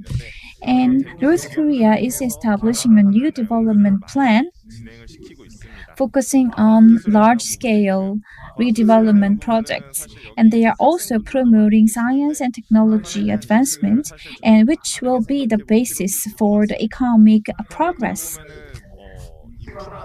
In terms of infrastructure, facilities, and the money and investment, North Korea is in difficult situations, but from other angles, North Korea is a country that has advanced technologies like the nuclear missiles, so we should not neglect their technological and scientific advances. So let me talk about the forest, the topic of today's symposium in North Korea. And there is a term called the forest restoration battle, and it expresses Kim Jong-un's willingness to restore forest, and it is the willingness and commitment of the leader to restore forest. It is not just about restoration of nature. The reason why they promote the restoration is like the expression of patriotism, and North Korea thinks that the green forest is the level of evaluating residents' patriotism. And in the forest area, this North Korea's approach is an opportunity for us to expand our cooperation. But it is also based on the ideology of North Korea, and they are focusing on the restoration of forest. As you know, with the outbreak of COVID-19, North Korea face economic difficulties, and the sanctions on North Korea has been strengthened. And at the 8th Congress of the Labor Party, they admitted that their 5-year economic development plan was a failure, and they could not reach their targets and strategies. So let me talk about the history of inter-Korean cooperation on forest. In 1999, and 2000, the first inter-Korean summit was held, and we cooperated and we promoted the cooperation on the forest and afforestation projects. And in 2009, there was difficulties in inter-Korean cooperation due to some events. And currently, inter-Korean relations are in stalemate. This picture shows the current status of forests in North Korea, and a research institute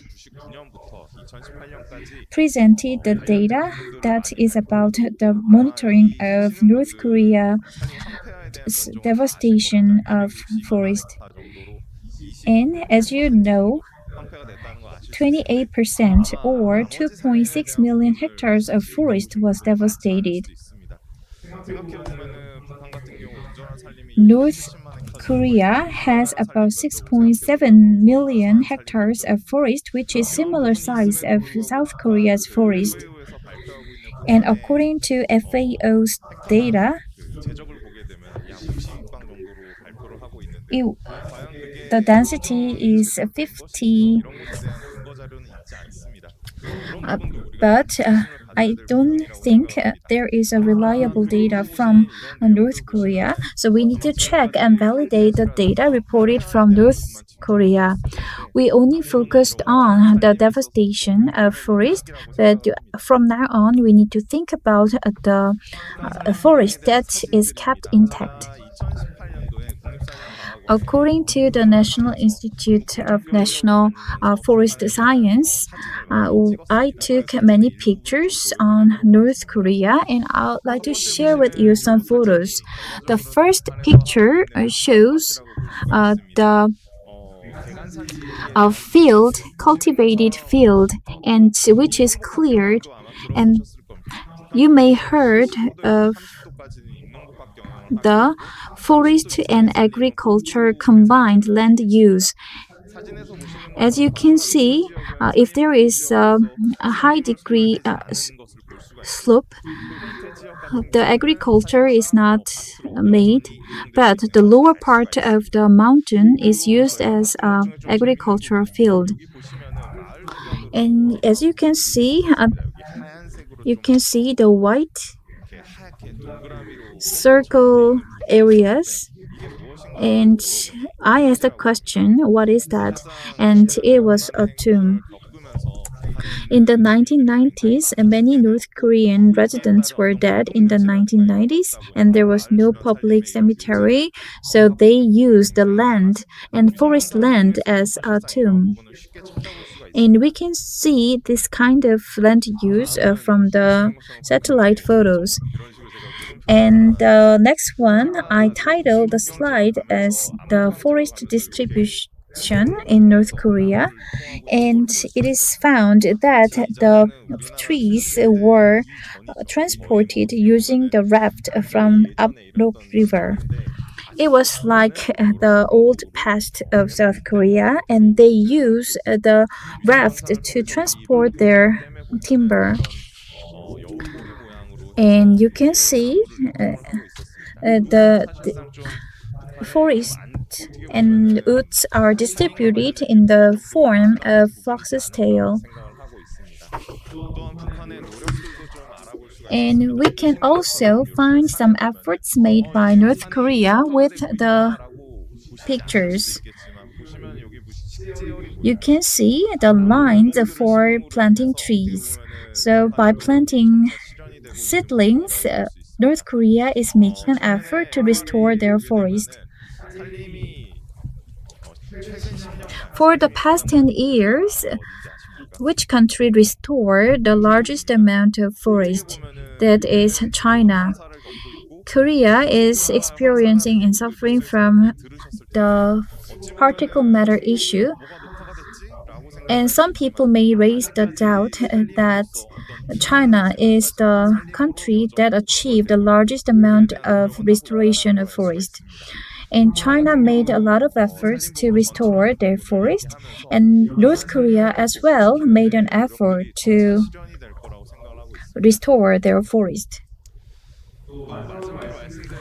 And lastly, I'd like to talk about the good forest area. You know, the Baekdusan mountain area, and they have very good forest resources. And North Korea has the normal forest that covers the 6.71 million hectares of the land. So we need to make a plan to restore such a good forest area. And this is the picture I took for the Baekdusan mountain when I visited China. And I heard that this Baekdusan mountain picture gives people a good luck, so that's why I want to share this photo with you.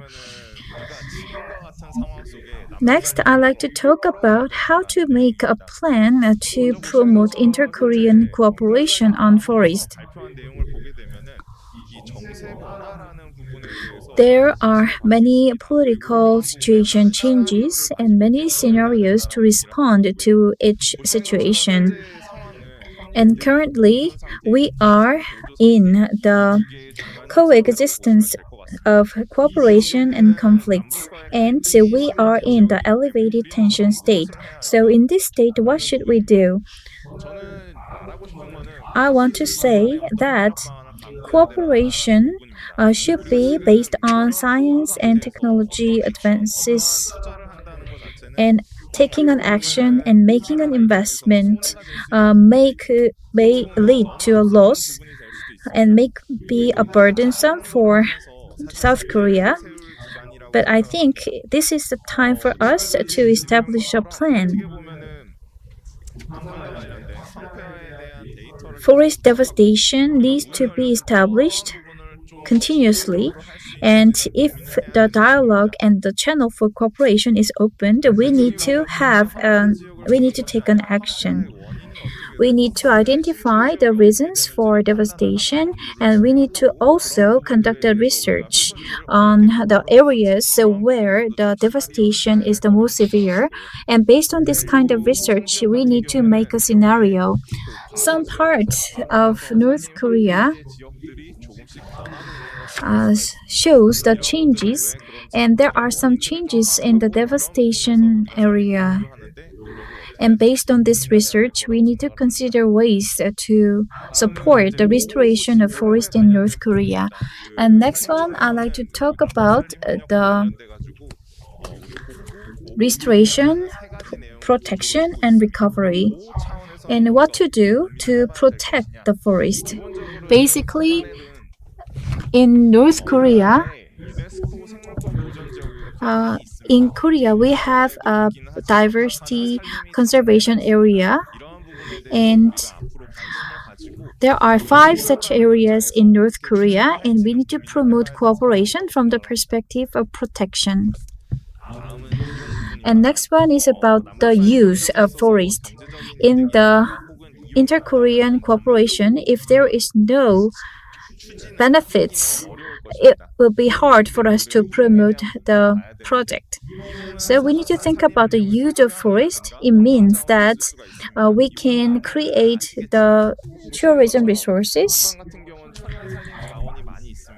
and there are abundant natural forest resources in North Korea, and if we can link it to the tourism network, there will be a lot of areas of cooperation. And the next one is the strengthening of private-public cooperation framework. If we want to establish the private and public cooperation framework in the long term, we need to think about the role of each entity In the short term, we need to have a farm plan from the government side, and from the private side, we need to have to expand the areas of cooperation. Currently, inter-Korean situation is not in good mood, and we are in a stalemate, and there are also missile issues. So under these difficult situations, we need to establish a scenario well to respond to various changes in the political situations. And we need to focus on what we did well, and we also need to make an investment, and we need to make an effort to secure sustainability of such cooperation. We need to also continue our efforts based on private-public partnership, and internal governance need to be established to promote this kind of cooperation sustainably.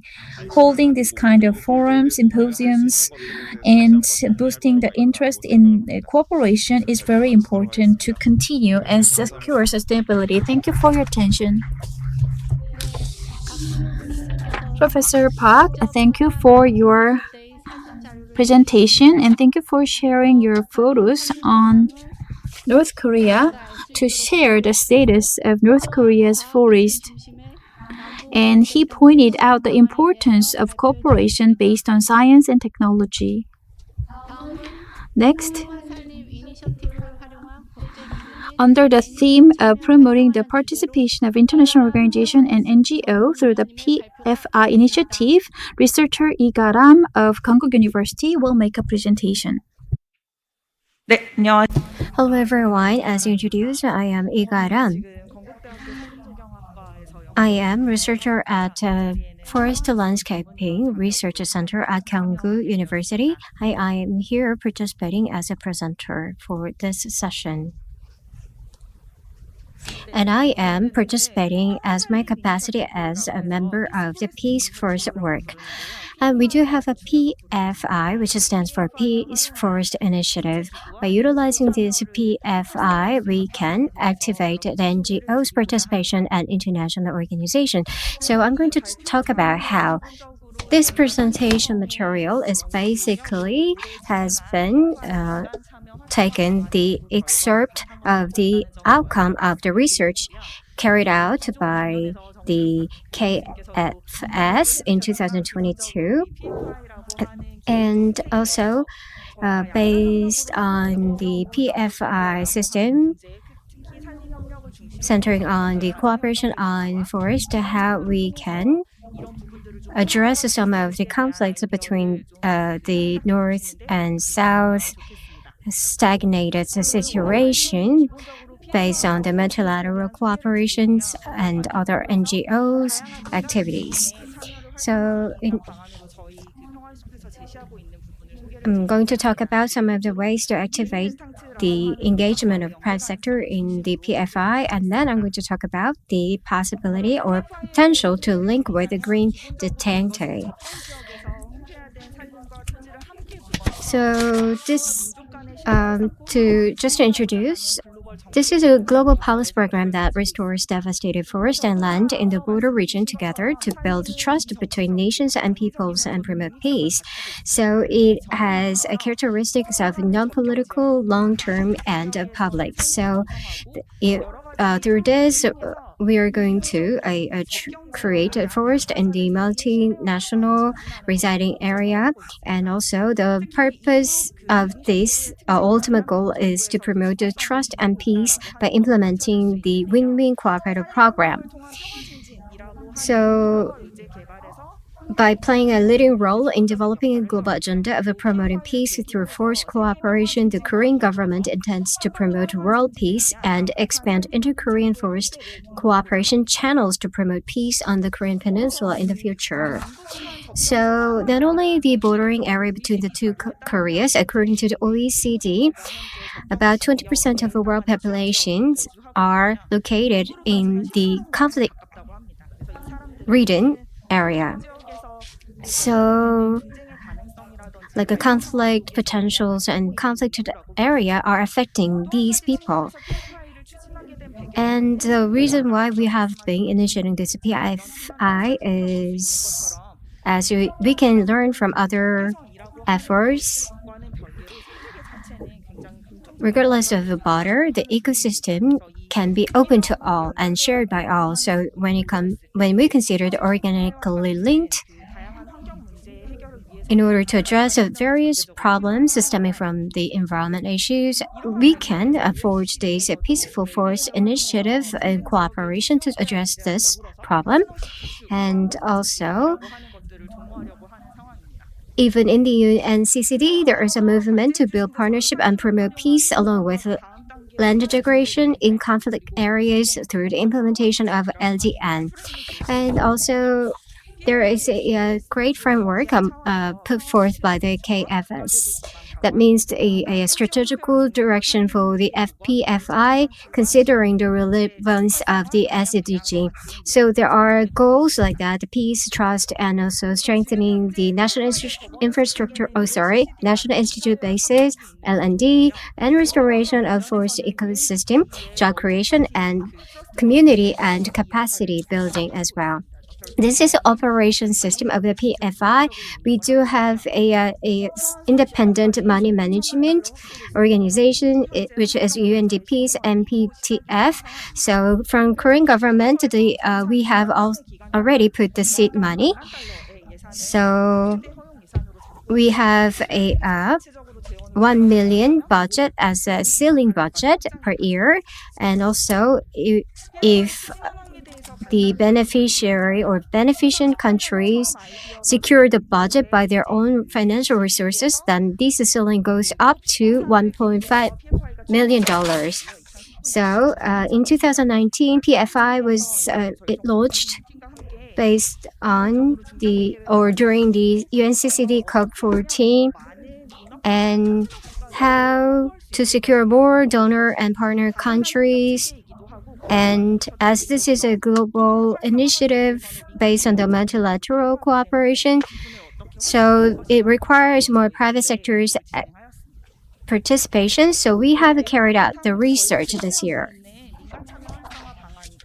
So I'm going to talk about the plans to promote the engagement of private sector in this initiative. First, in order for these PFI to develop into a representative global action program in the future, it's specifically seeking ways to activate private participation and build networks with various stakeholders. And also, I believe that you need to have a more broader region of the target, and also you have to secure the sustainability of the project to the end. The financial resources from the private sector is critical as well. And we can see the two things when we consider of engagement area of the private sector. One is the engagement of the various groups of the private sectors, such as the CSO, company, academic organization, so on. And also we can think about the role of the private sectors, for example, like a partner in sharing knowledge information, policy dialogue, as well as a financial resource procurement, and so on. So there are already existing various public-private cooperative models, so I think that we can take reference to it when it comes to PFI. So for example, we can build a various partnership with various organizations, and also we can serve as a channel that connect the private sectors and those target or those needed. And there are big words of ESG nowadays, so we can link with the ESG and this initiative, and also we can connect ESG with our topic as well in the PFI initiative as well. So there are multi-stakeholders in the PFI operation system. And the strategy as for the strategy, we have three. There are expanding PFI governance and diversifying financial resources and stabilization of the project and settlement. And we also have implementation means, which is called PF designation system. And we have some of the expected outcome. For example, when it comes to the expansion of the PFI government, we do have not only multilateral structure, but various players can cooperate in implementing the project. And also there are multi-layered cooperations as well. Second, as the project progresses, there will be an increased risk, and also the investment will be also become some of a challenging area, like what we have in inter-Korea's relations, right? So, but in the PFI, there is an advantage because you can utilize a blended financing. Now, the stabilization of the project and settlement, when you look at this right side figure, there are some of the differences when it comes to the situation, political situation, and social status as well, and also the situation of the rehabilitation and the creation of the forests. So through the program, through the initiative, if we ensure the strong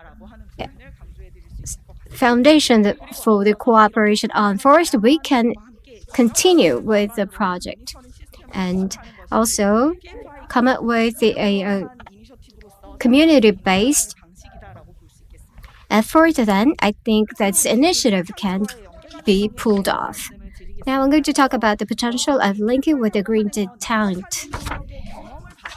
So based on the cooperation, inter-Korea cooperation experience, we can promote this success or replicate the success story to the PFI, for example. So many green organizations are linked here, and also we can also strengthen the basis for the cooperation on the forest by the two Koreas, and also various private sectors participants focus on resources can link with like desertification prevention, and conservation of the biological diversity, and so on. And also the centering on the joint goal of the globe level, it can be maintained sustainably.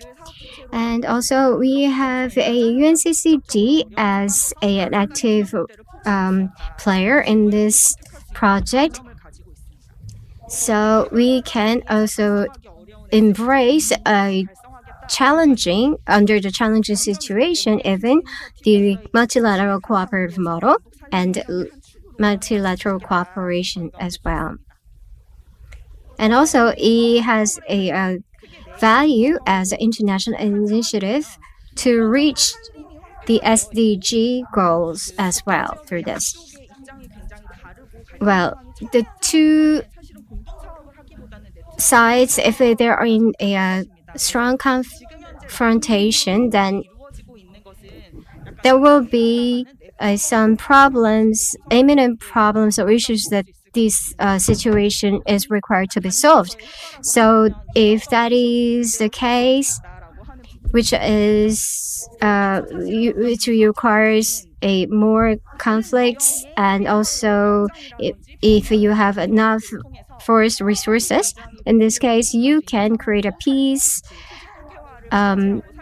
for forest with the network characteristics. So it can have a major effect of securing the buffer region, and also we can think about the PFI program that can forge the cooperation and even peace through a private-led cooperation, especially on forest. And these can be linked with a various initiatives And also, it has a program to advance into other programs by forming the peace forest jointly. So when it comes to this type 3 case, it can reduce the crimes, and also it can address the physical conflicts, and also it can utilize the efficient forest resources to tackle these problems. So various elements that undermines the ordinary life of peace, it can actually contribute to building the peaceful state.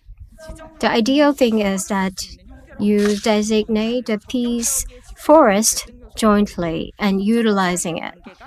So that means that by supporting systematic business activities, it's possible to promote sustainable economic activities and social value creation of border area residents, and it's possible to prevent damage to forest resources due to poverty. So this is somewhat through creating the foster by using the tangible and intangible resources.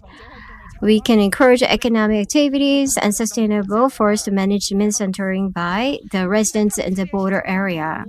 So not only these green detente, of course, there will be many areas for the cooperation, including the detente, about centering on the forest resources. And based on the cooperation on forest experience, this initiative has been suggested as a global initiative. And also, we can expect a synergy effect that can promote the peace on the Korean Peninsula as well. That's all. Thank you. Thank you very much. Researcher Igaram of Konkuk University talked about the ways to promote NGO participation and the linkage to Green Detente. And this concludes the presentations prepared for session 1. 4 speakers made a presentation on various ways to approach the inter-Korean cooperation on the Green Detente. And thank you very much for your presentations. As we are behind the schedule, we will have a 5-minute break and start the session 2. So we will begin the session 2 in 5 minutes.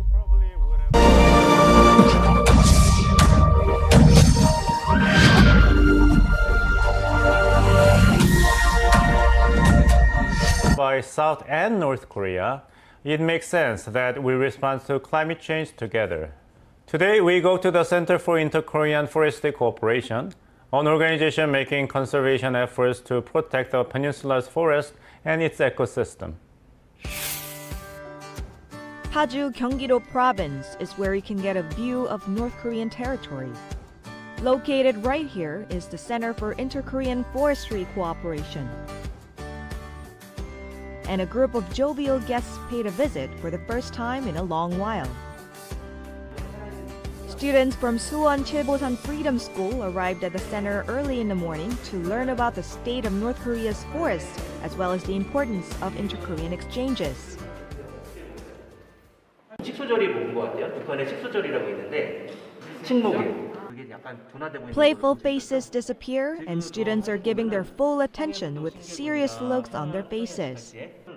We were curious, though, what is the general impression that these students have of North Korea? 확실히 우리나라랑 똑같을 줄 알았거든요. 난 거기도 사람이 많고 그 문명이 발달돼서 좋을 줄 알았는데 우리나라랑 비슷하면서도 다른 가까우면서도 우리나라와 지금 남북 유일한 떨어져 있는 관계잖아요. North Korea is a country that might come off as a vague and faraway nation for the younger generation. On the rooftop of the building, there is a special space where some of the kids' curiosity can be quelled.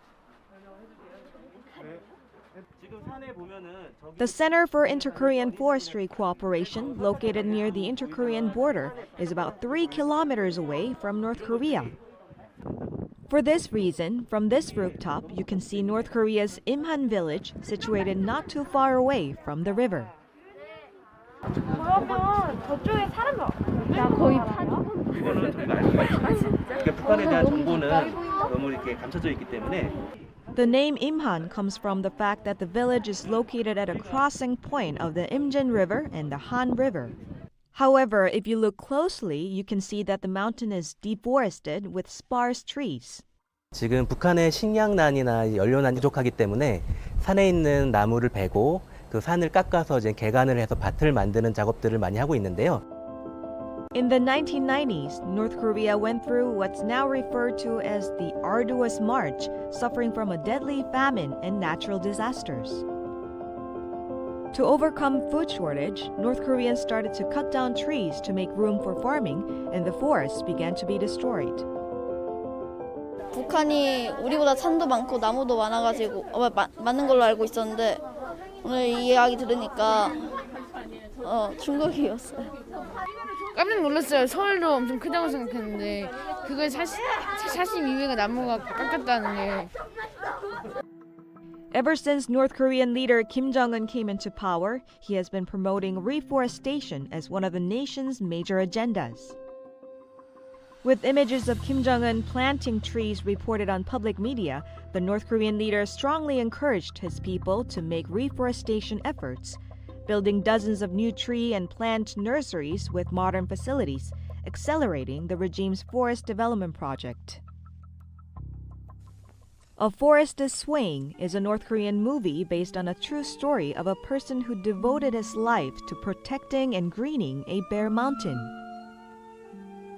지금은 이렇게 흑사태에 묻혔지만 이 묘목들이 뿌리를 내려서 기둥감이 되고 내 머리에 흰서리가 앉을 때쯤 되면 이 매령산은 푸른 숲이 설레일 겁니다.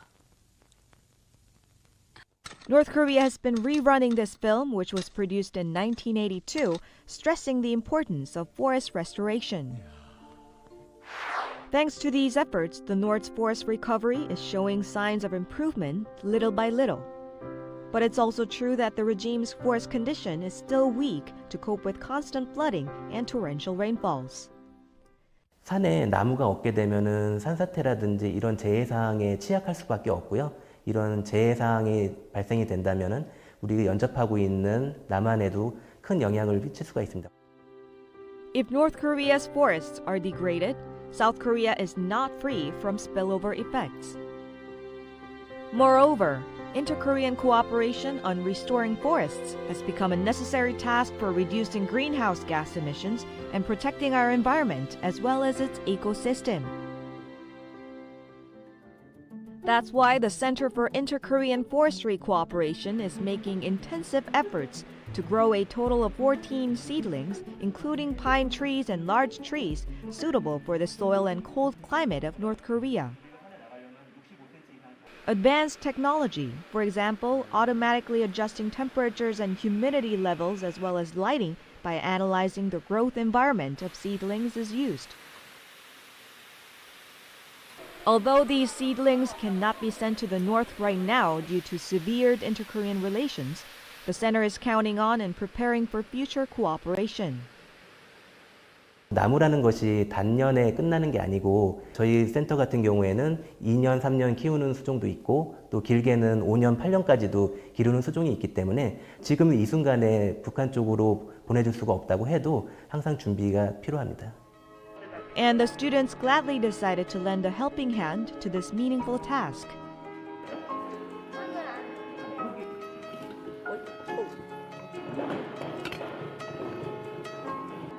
They're afraid they might hurt the little seedlings. The students handle them as if they're caring for a baby. What were running through the students' minds when planting these trees?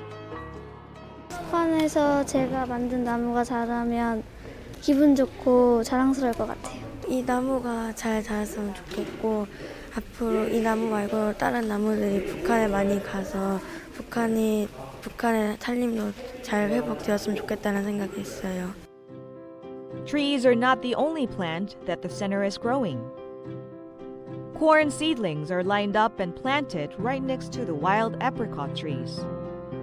In order to persuade North Koreans who are cultivating crops and making profits by cutting down trees on the mountains, the center is also giving the so-called agroforestry management system a try. 이 임농복합 경영은 북한 산림 복구에 가장 최적화된 방법이라고 할 수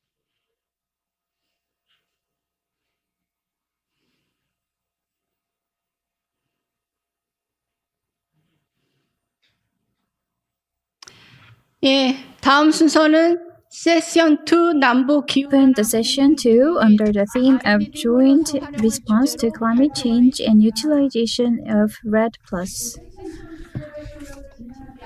Before we move on to the session 2, I'd like to ask the speakers to check your time for presentation and keep your time. First, I'd like to invite the Professor Chung Tae-yong of Yonsei University for his presentation under the theme of Inter-Korean Cooperation in Climate Change Response and its Economic Effect.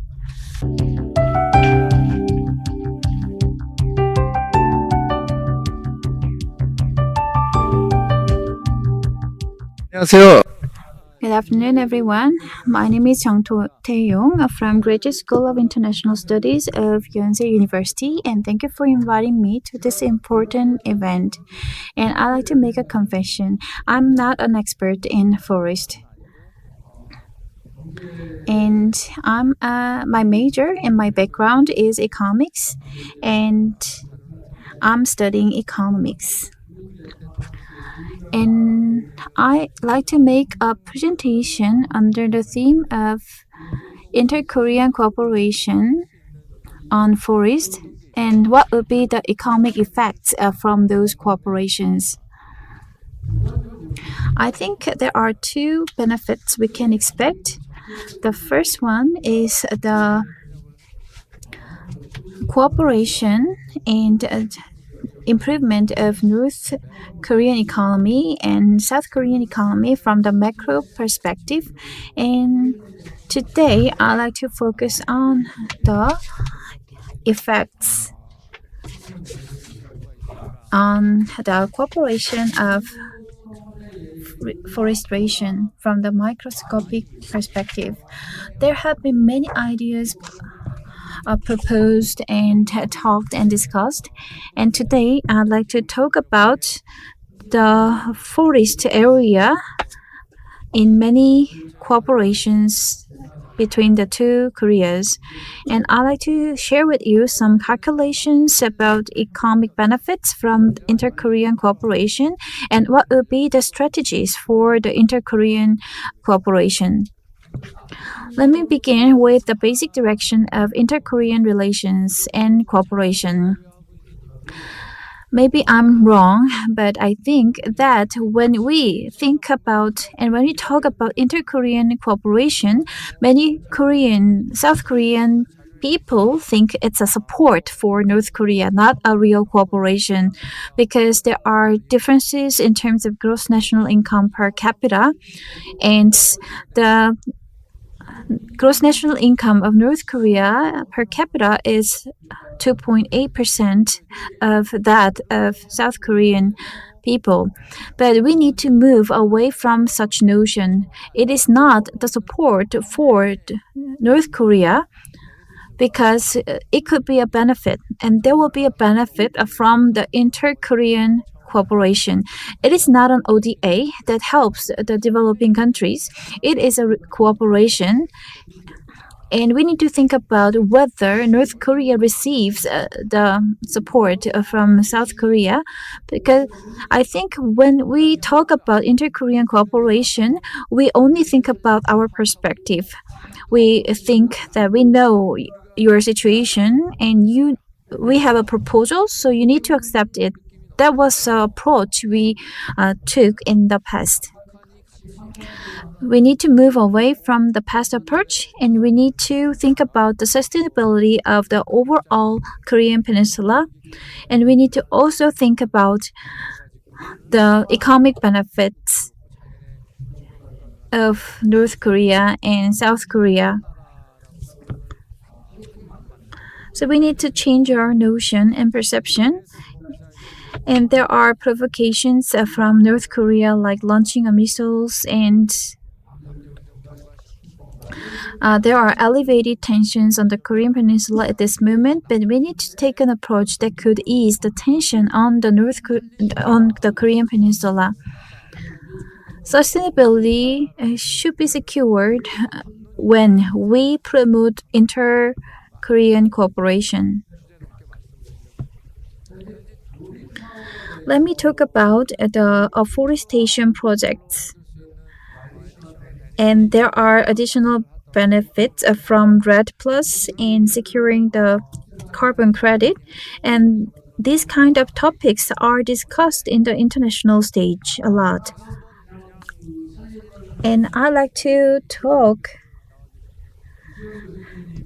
and I like to get help from Professor Wu, who is a forest specialist.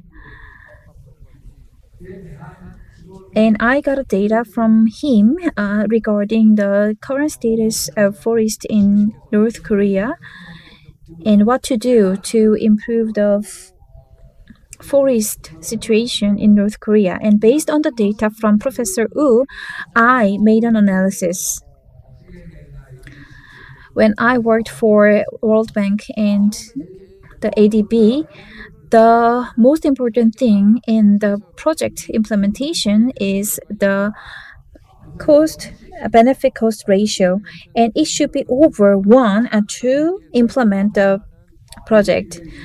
Even though it is necessary to conduct the project, the decision makers need to think about the benefit cost ratio. So I like to make such an approach to analyze the benefit cost ratio in terms of planting trees in North Korea. So I like to skip the part how to calculate the benefit cost ratio. And there could be two things. When we plant trees in North Korea, it is easy to calculate the cost of planting trees. But it may be hard to calculate the benefits of planting trees. There could be two benefits. The first one is benefit as food, and the second benefit might be the benefit of observing CO2. And absorption could be a benefit.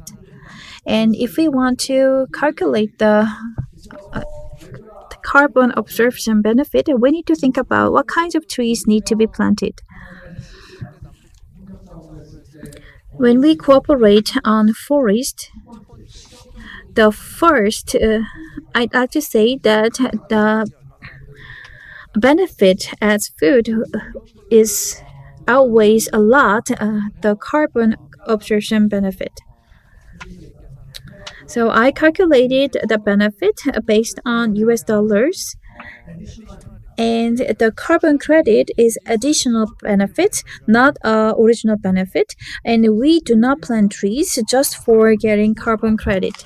So basic assumption is that why this area needs to have more trees. So regarding the forest and what kind of trees are suitable for this area, that kind of forest related things is not my area, it's not my expertise. I'm just calculating the benefits and cost based on the data provided from the forest experts. So I calculated the benefits and cost based on the approach I used for World Bank project. And I calculated the things for the first 10 years. The net present value is like this, and the discount rate is about 10%. I think it's a bit lower, but usually we apply 12 to 15% of discount rate. But in this example, we calculated the net present value with a discount rate of 10%, and it will take 10 years to get the payback of our investment. So in this short-term model, it takes 10 years to get a payback. It means that we need to continue to make investment for the first 10 years. Whether it is South Korea or international community, will they make a continuous investment for 10 years? And after 8 to 9 years, the deliverables will be produced and we can get profit and we can get benefit from those deliverables. And when I assume the carbon price is $20 per ton, the benefit as food is much higher than the benefit as carbon absorption. And the key here is the payback and the payback period when we make a decision on a project. And when we apply the discount rate like 8% or 12%, the payback period will be different. And this is an example of a short-term approach. Short-term, even in the short-term model, it takes 10 years to recover the investment. And in terms of the benefit-cost ratio, it depends on the discount rate. And depending on the discount rate, it is over 2. And mostly it is over 1. It means that it is meaningful to conduct the project because the BCR is over 1. And based on this research, we had some implications, and we found some implications and policy proposals. The implication is that is South Korea prepared to make a continuous investment for 10 years? It is the project that benefits both South Korea and North Korea. It is not just for the benefit of North Korea. So we need to think about how to implement and how to produce the benefits for South Korea. There could be diverse ways to achieve the benefit, but it is not the subject of today's symposium, so I'd like to skip the part. And science and technology exchanges and diverse channels can be utilized for the inter-Korean cooperation. And I think the smooth communication and dialogue between the Ministry of Forest and the Ministry of Education is required, but they are not the only parties involved.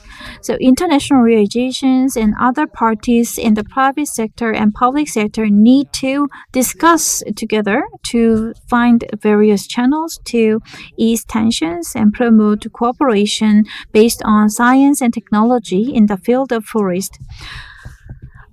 I have 3 minutes left, so for the remaining time, I'd like to talk about how to promote forest cooperation between the two Koreas.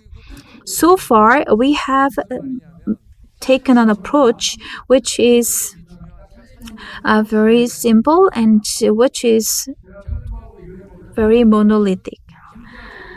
When I talk with the Ministry of Unification, the ministry wants to promote cooperation in various fields from the perspective of bilateral approach.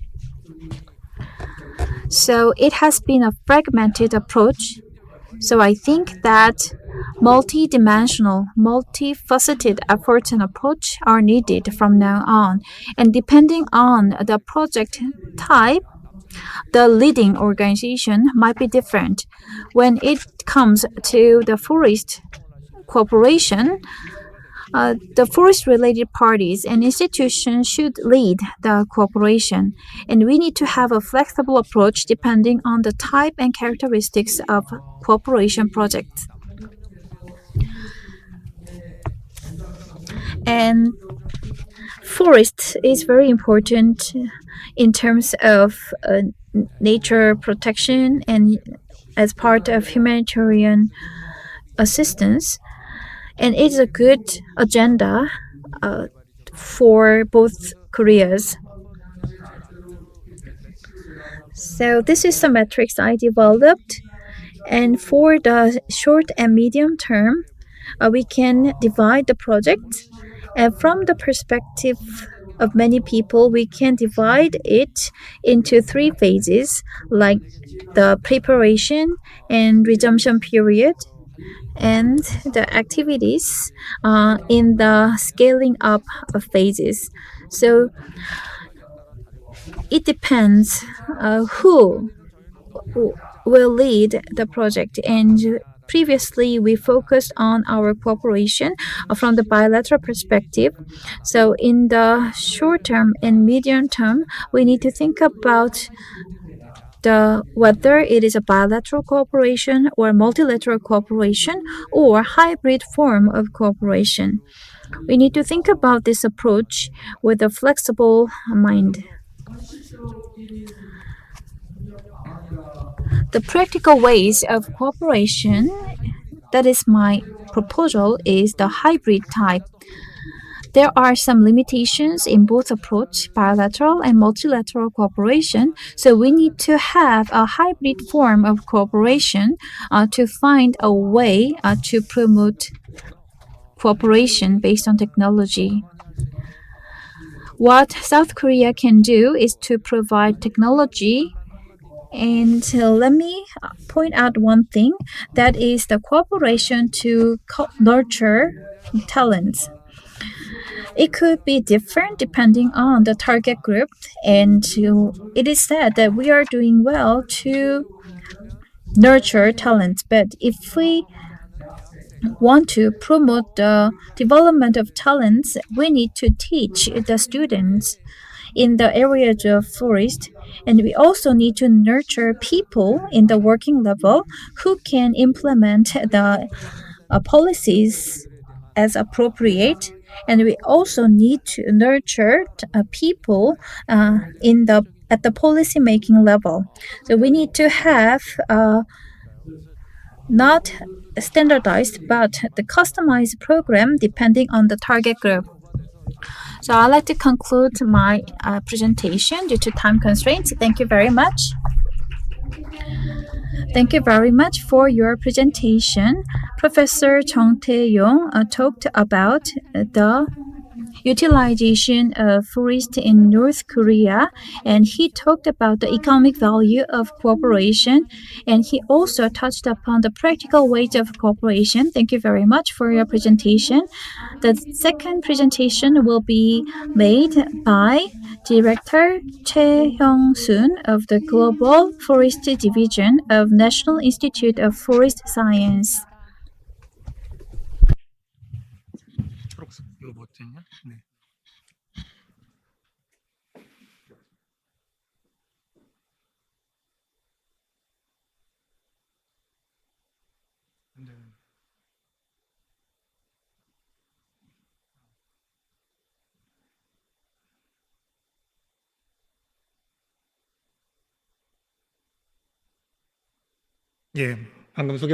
As introduced, I am Director Choi Hyung-soon of the Global Forest Division at the National Institute of Forest Science. Today, I'm going to talk about climate change response and REDD Plus project in North Korea. Why REDD Plus project? In the World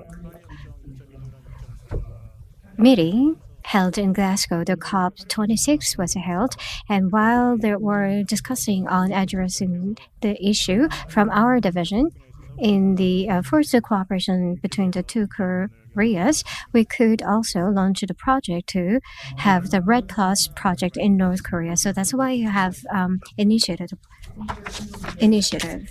And first, I'm going to talk about the forest status of two Koreas. As you can see, in the red, there are all stocked land in the north, and there is no trees But when you look at the satellite image in 2015 compared to the current peninsula forest distribution map in 1910, when it comes to the density and accumulation of forest, the two Koreas show a stark contrast. And through the Google Earth, I captured some of the maps. The yellow is the armistice line, and there is some discrepancy even in north with here and also in Korea. So when it comes to the Hongwon County, which is surrounded by the sea, as you can see, the land is reclaimed. So there is no trees, almost no trees there. So every 10 years, through the satellite image, we are monitoring the forest of the north. So as you know, in the 2000 or in the late 1990s, due to the arduous march and the food crisis, so after that, the forest has become degraded. So as of 2008, as of 2018, the degradation rate is about 28.9% there. As you know, a recent decade, there was about an increase of temperature by 0.5 degrees Celsius. And it was announced by the CRED, and the North is one of the top 10 countries most affected by natural disaster. Like South Korea, North Korea also has a low precipitation during the winter and the spring. And also there is a torrential rain event in summer in frequent cycles. So there are a lot of flood victims and also many damages in the north, like Korea as well. So when it comes to the forest recovery policy, the policy, even though that has been existing before the Kim Jong-un regime, but since the Kim Jong-un regime, the policy has gotten much stronger. So every year, about annually 14 to about 140,000 to 107,000 hectares will be reforested. So this is a plan of them. So this is more than the 1970s South Korea's efforts to make forests greener. And when it comes to agroforestry management, so they do plant woods and also they do plant the food and herbal medicinal plants as well. But when it comes to the forest restoration policy, it hit to the limitation because of the academic crisis and so on. So the importance of policy for a restoration project weakened. And also the forest budget was mobilized to supply logs for large-scale construction. And also the food crisis and due to the COVID-19, they have less opportunity to make efforts in supporting the forest project. Every year, they hold a sort of plenary session for the 8th Party Central Committee, but during the 8th Party Central Committee in the 4th preliminary meeting, they have emphasized afforestation and also the erosion control work in torrent to be carried out throughout the year. And also they are trying to plant more medicinal herbs and fruit trees and sericulture and so on. And they are emphasizing the afforestation continuously as well. Now, response to climate change. This is NDC, and you've heard this term. from the keynote lecture.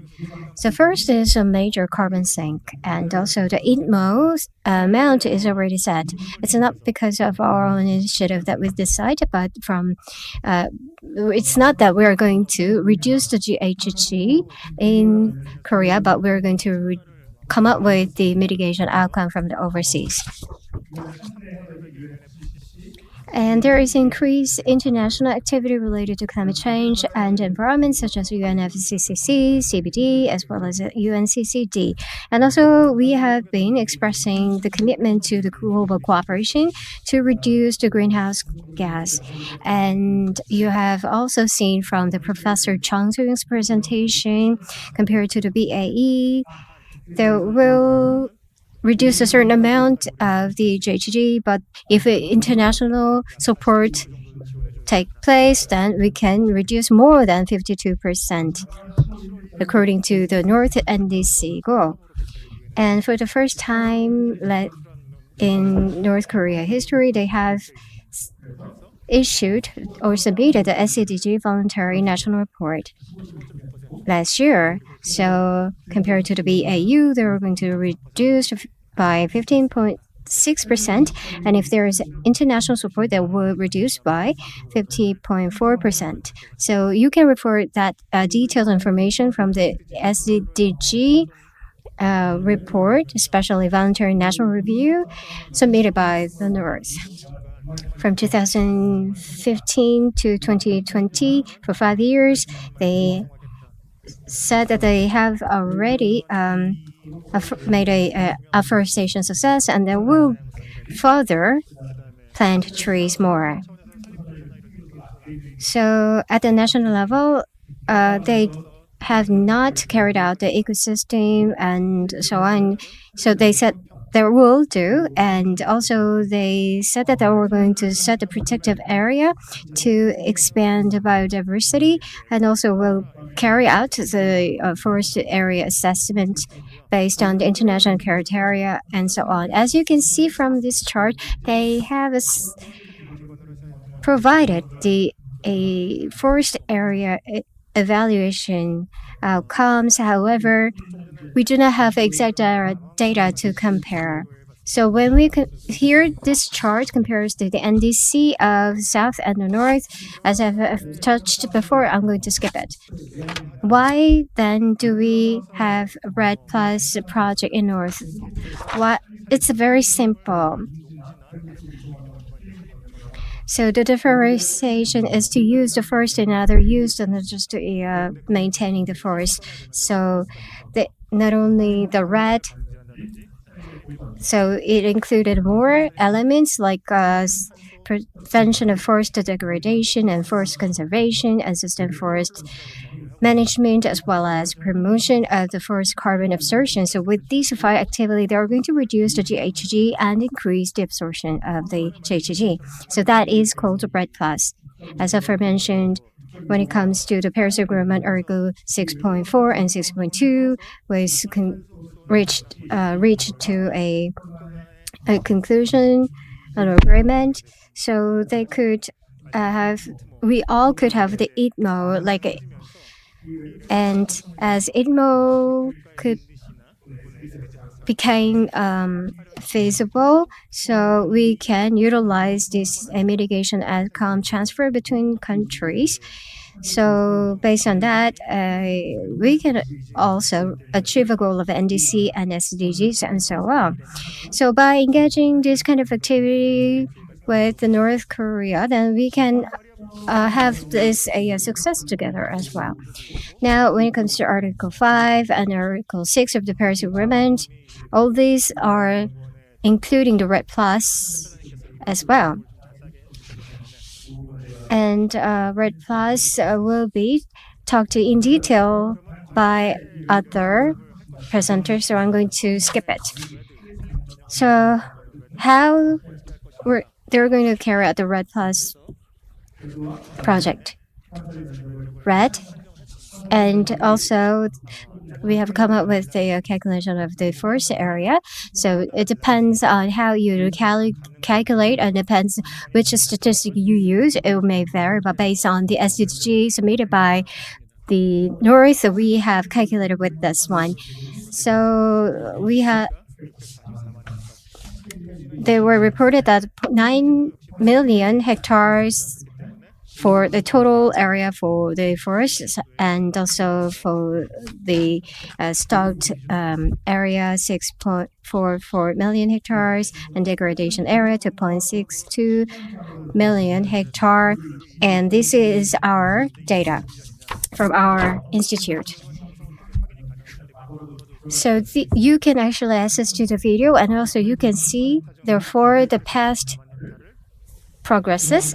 So that means that they are now going to deforestate 6.44 million hectares of the stock area of the north. And also, when it comes to mitigation outcome sharing, we promised that we're going to divide by halves, but it will be changed based on how the agreement will be made. And also, we have we ourselves as the FREL. So our scenario is to prevent 100% of the deforestation with the agreement from the north. That will be the maximum reduction. And according to the scenario 2, the prevention of 40% prevention of the deforestation. And this is an average of 11 countries who permitted for the emission, who actually accepted their mitigation outcome based on the red mechanism. It was the data that we could come up, based on which we could come up with this percentage of 40%. And also, when a potential reduction of GHG led by RED project in North will be as follows: when deforestation was prevented by 2030, that means 100% deforestation happened. Then, about 1 million tons of CO2 can be prevented. So the this mitigation outcome will be shared by half and half. And also, we have said that we have assumed that prior to this scenario that it will not be realized, but to the circumstance change, we have also assumed that with this project we can actually share the outcome of the mitigation between the two Koreas by house. And also, the CO2 can be mitigated by 7.7 to 19.2% of South Korea's NDC, whereas 19.5 to 49.0% of the North NDC can be contributed. And also, we could have a possible effect out of this project that accumulated contribution from the South will be like 11 to 27%, and also the same rate for the North will be at like a 29 or to 70%. Next, implementation plan. Well, we need to build mutual trust between South and North Korea, and also we need to implement a RED, and also we have to implement afforestation as well.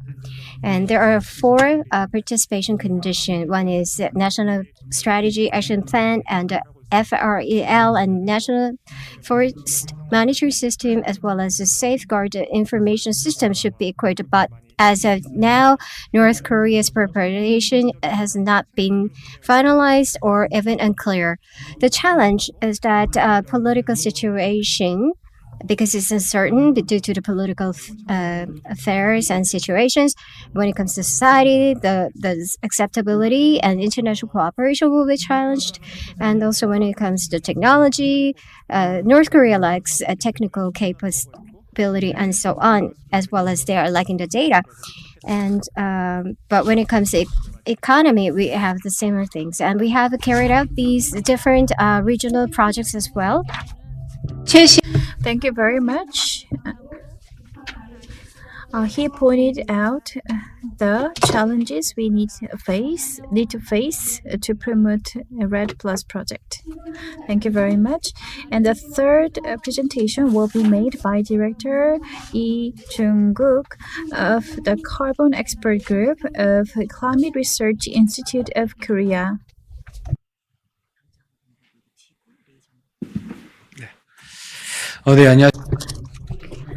Thank you for your kind introduction. Today, I'd like to talk about the carbon emission trading system, and which is in line with the Red Plus project, and how to cooperate with North Korea in the greater framework of the international community. When it comes to the carbon credit, there are many questions regarding whether the carbon trading is underway in Korea. The trade volume is about 1.3 trillion won a year in Korea, and we have it means that 700 countries buy the carbon credit.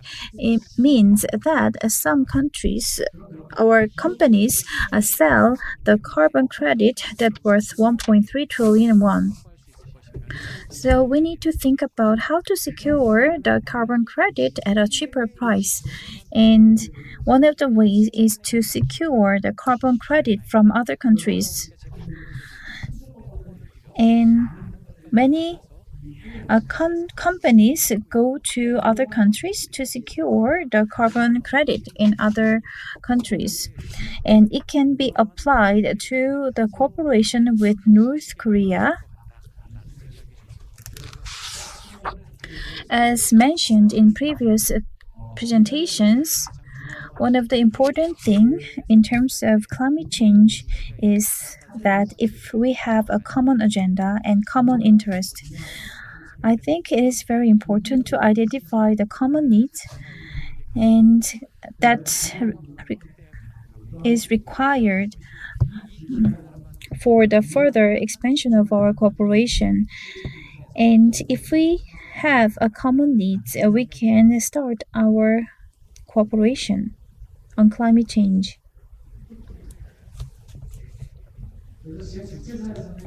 In the international community, many discussions have been made, and the UNFCCC was made and established in 1993, and Korea joined the convention, and Korea is a party of the Paris Agreement, which is the latest agreement. And climate change has been one of the hot topics in the international community, and under the Paris Agreement, 197 parties under the Paris Agreement need to reduce carbon emissions and greenhouse gas emissions, and each country presents their NDC, and implementation status need to be reviewed and examined at the international level, and it was an agreement made in the international community. And advanced countries have higher inflation rate, and so it is hard to find the areas for reducing the carbon and greenhouse gas emissions. So Articles 6.2 and 6.3 of the Paris Agreement present a mechanism such as ITMO to transfer the greenhouse gas emissions reduction. And these articles open the way for countries, including Korea, to find opportunities to reduce the global warming greenhouse gases. And it is the goal to reduce the 40% from the 2018 BAU, and it was the plan submitted to the UN, and internally, Korea has a plan to reduce the 37 million tons, and Korea established a detailed plan. And the one that is highlighted in red character is that this amount, like 33 million tons, need to be reduced from ITMO. And in this regard, there should be an effort to promote ITMO. Our policy direction is to move away from the regulation approach to the ITMO approach. And it can cover the 75% of the emissions, and 25% is related to the offset system that leads and it encourages the voluntary reduction.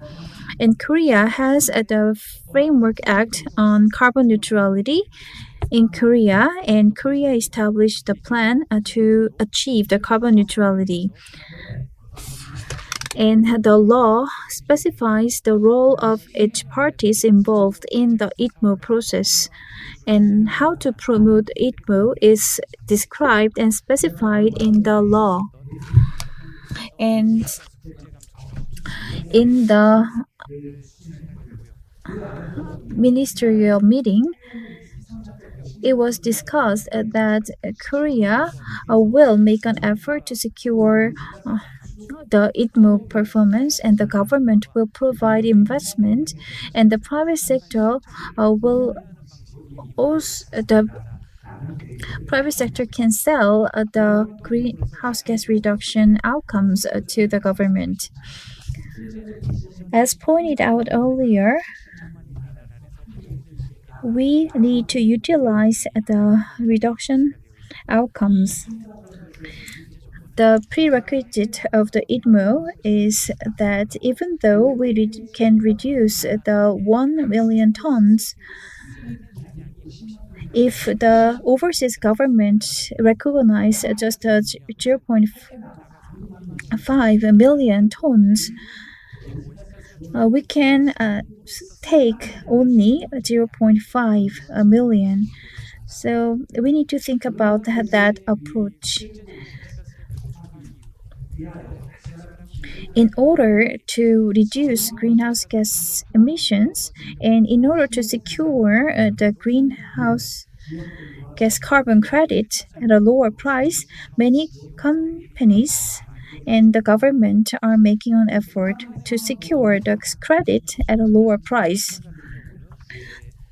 North Korea is conducting and suffering many damages in many areas, and North Korea joined the UNFCCC earlier than South Korea, and North Korea is paying attention to climate issues, and North Korea is very active as a party of UNFCCC.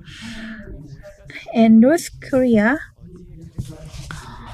I'm not sure whether there's a graph, but North Korea reduced the carbon emissions due to natural disasters and other factors. As pointed out in earlier presentations, North Korea presented their NDC. One special thing to be noted is that countries say that we will reduce this amount, but North Korea presented a condition. If the international community supports us, they will make further efforts and they will make further reductions.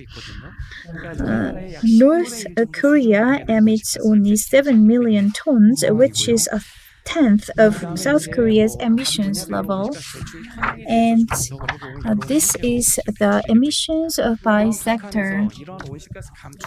And in order to reduce the emissions, North Korea provided a report about their plan, what kind of policies need to be implemented and what kind of policies will be taken to reduce the emissions for each field.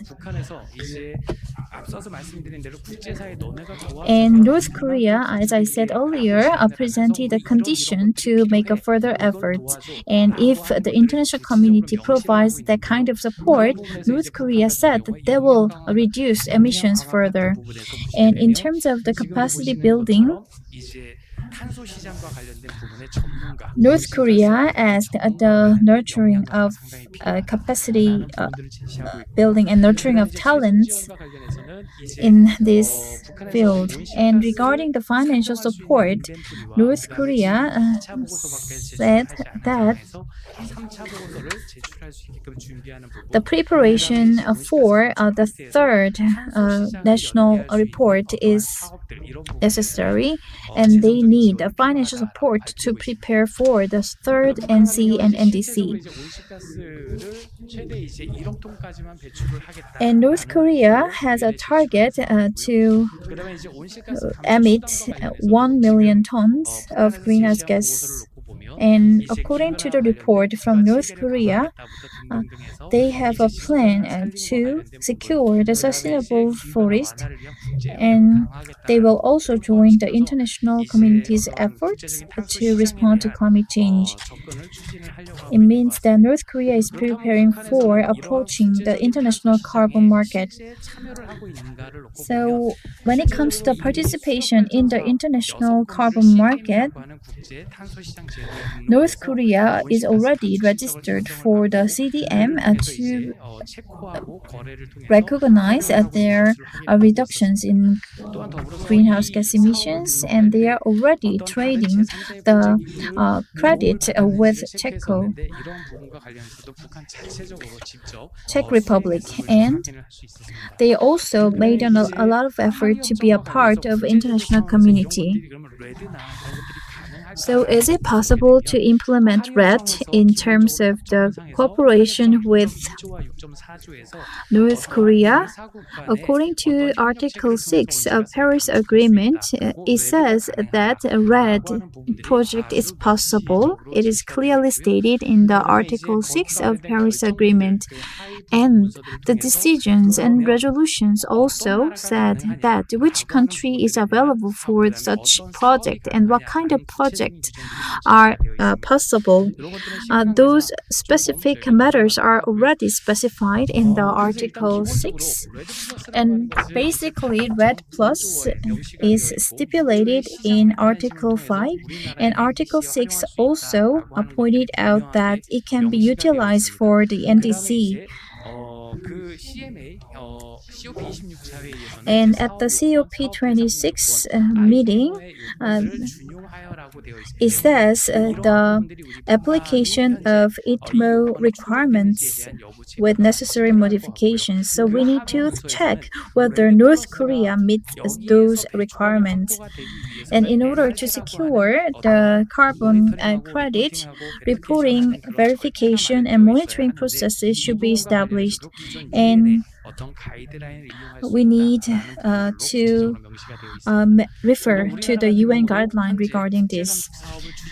South Korea is also establishing a lot of plans and guidelines. And for your reference, I'd like to say that South Korea needs to secure the reduction credit with the recognition of other countries' governments. So we are making an effort to transfer the reductions with 17 countries. And those 17 countries does not include North Korea.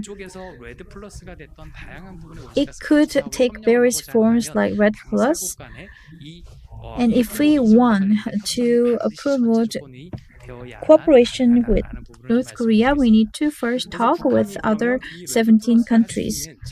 So if we want to check North Korea is meeting the requirements for ITMO, we have 6 requirements in the Paris Agreement, and North Korea meets part of the requirement, and some requirements are not met by North Korea, like the establishment of tracking foundation for At most, so those kind of conditions and requirements which are not met by North Korea as of now is areas for cooperation in the future. So what we need to do, basically, RED is a model that should be led by government. Of course, there is a fund that with the participation of the private sector, and the RED Plus model in the international community is basically the investment support from the government. And the second type is the private sector and international organizations purchase of reductions. And we are also, South Korea is also has a plan in that direction. In terms of the RED Plus, it is intended to prevent the deforestation. So North Korea can reduce the carbon emissions, and North Korea is in a good position to promote the RED Plus project. And South Korea needs a lot of carbon emissions reductions from other countries. And South Korea is conducting many projects in other developing countries to secure the carbon credit. So if we link this situation, we can find opportunities in North Korea. And I like to say that RED Plus projects cannot be implemented overnight. 4 requirements should be met by North Korea to recognize the reduction credit. So North Korea is not meeting the 4 requirements, and it takes 3 to 5 years for North Korea to meet all those 4 requirements, and it also requires a lot of budget and cost. So if we want to promote the RED Plus projects with North Korea, we need to cooperate first for North Korea to meet all those 4 requirements, and then we can promote cooperation after North Korea meets those 4 criteria. That concludes my presentation. Thank you very much. Director Lee Chung-guk talked about the Korean type RED Plus cooperation model in depth. And I'd like to invite the last speaker from the GGGI under the theme of GGGI activities on SFM policy and forest investment and finance.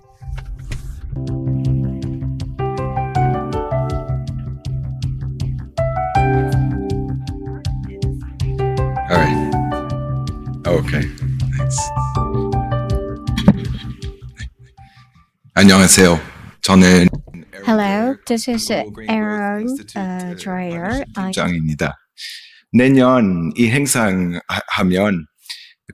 다시 한번 제가 초대를 When I invited to such event, then I can make a presentation. So I will, as this is so complex, so I'm going to speak in English. So please. So I will begin telling you a little bit about. 네, 여러분들께 글로벌 녹색 성장 연구소에 대해서 좀 잠시 소개하도록 하겠습니다. 또 어떤 역할을 하는지에 대해서 말씀드리고요. 또 한국 어떻게 지원을 해? Policies and investments.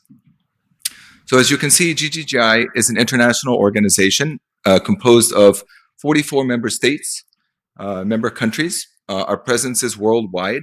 We function as a trusted advisor to our member governments, which permits us to be a neutral party to our member governments in order to support them in our mission to support them to develop sustainable policy and investments to meet their NDCs and Paris Accord climate commitments. We work to support our member governments directly. We have an embedded development model in which we sit physically with ministries. This allows us to have our pulse on the changes of government priorities and decision making, and allows us to respond quickly to our member governments to support them in the development of policy and investments. We have 5 what we call global operational priorities, and then how we exercise these priorities we call programmatic solutions. Simply put, this is how GGGI supports our member governments to meet their climate commitments. So this consists of catalyzing financing, supporting stronger regulatory frameworks, looking at bioeconomy, circular economy, making cities and communities more resilient to climate change, and also looking at poverty eradication and gender equality. We go about developing these priorities by developing investments, what we call climate action, and then number 3, what concerns us today, looking at sustainable forest management and also agriculture, in addition to urban services like waste management, transport, buildings, renewable energy, and working with industry. As I mentioned, we have what we call an embedded development model, delivery model. This means that we sit physically with the governments in order to help them develop policy and investments. How do we do this? Often what cooperation entities do is they design a project and then they take it to the host government and negotiate aspects of that project with government. GGGI does this the other way around. What we do is we have a 5-year plan in which we align our vision and our capacity in each country with the government's plans. So we look at that alignment, and then jointly with the government, we prioritize policy areas and investment areas to develop. This way, we guarantee that the government backs our support with political will and moves things along, because we all know that policy development also often involves quantitative analysis, looking at the legal framework in detail, but also sometimes participatory consultation with the public and other sectors of society. So in order to do this effectively, we ensure that we have a high buy-in from the government. The same thing with investment development.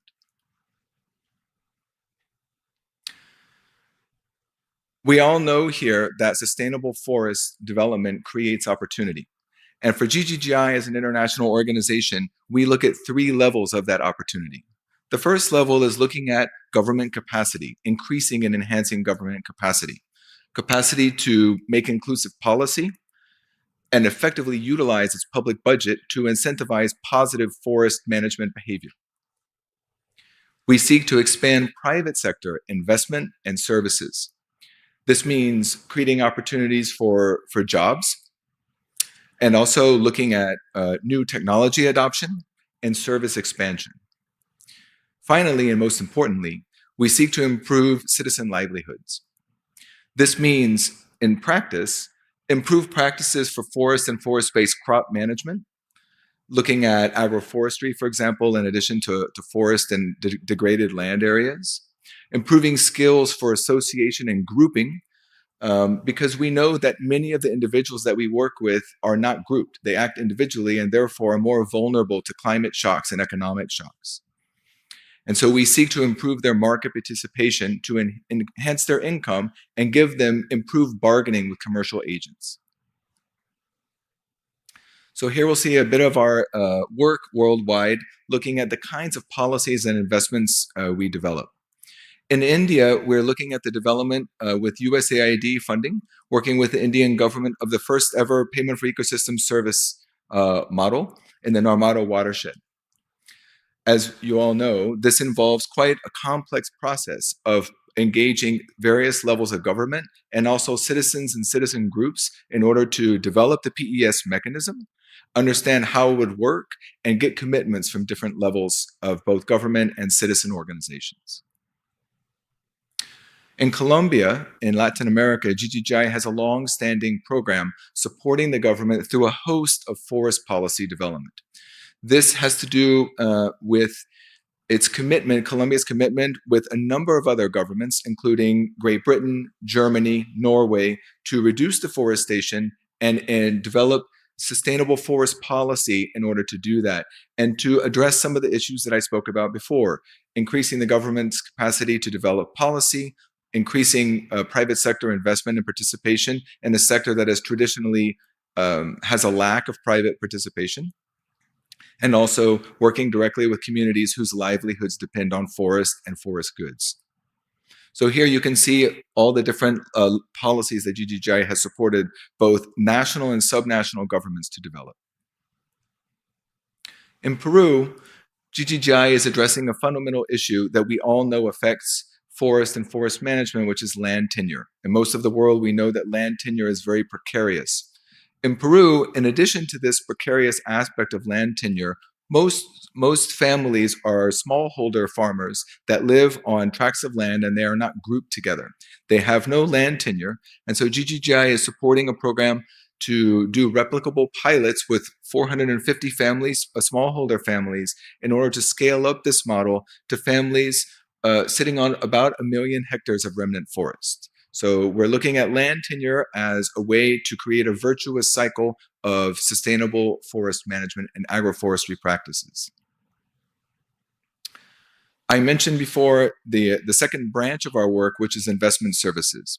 Here quickly, you can see the 4 areas where we work, looking at the creation and development of financial instruments, developing investment projects, working with national financing vehicles, financial entities to support forest investment. And also we have a partnership. We are a delivery partner with the Green Climate Fund that was mentioned in several other presentations. So how do we realize these investment projects? Here are some examples. In Indonesia, we have a series of pillars looking at domestic carbon markets, supporting directly the strengthening of the Indonesian Environmental Fund, looking at provincial level emission reduction programs and incentives, also looking at conservation and PES financing, and finally looking at social forestry at the smallholder level. So all of these pillars are looking at, you can see at the bottom, they have fundraising and investment mobilization targets. So we look at both public budget and private sector actors and ways to mobilize both actors in order to leverage our impact, increase our impact at all different levels with forest investment. Here are some examples of the projects throughout Indonesia, looking at participation with private capital, and also some of the landscape projects and results-based payments for improved deforestation management techniques.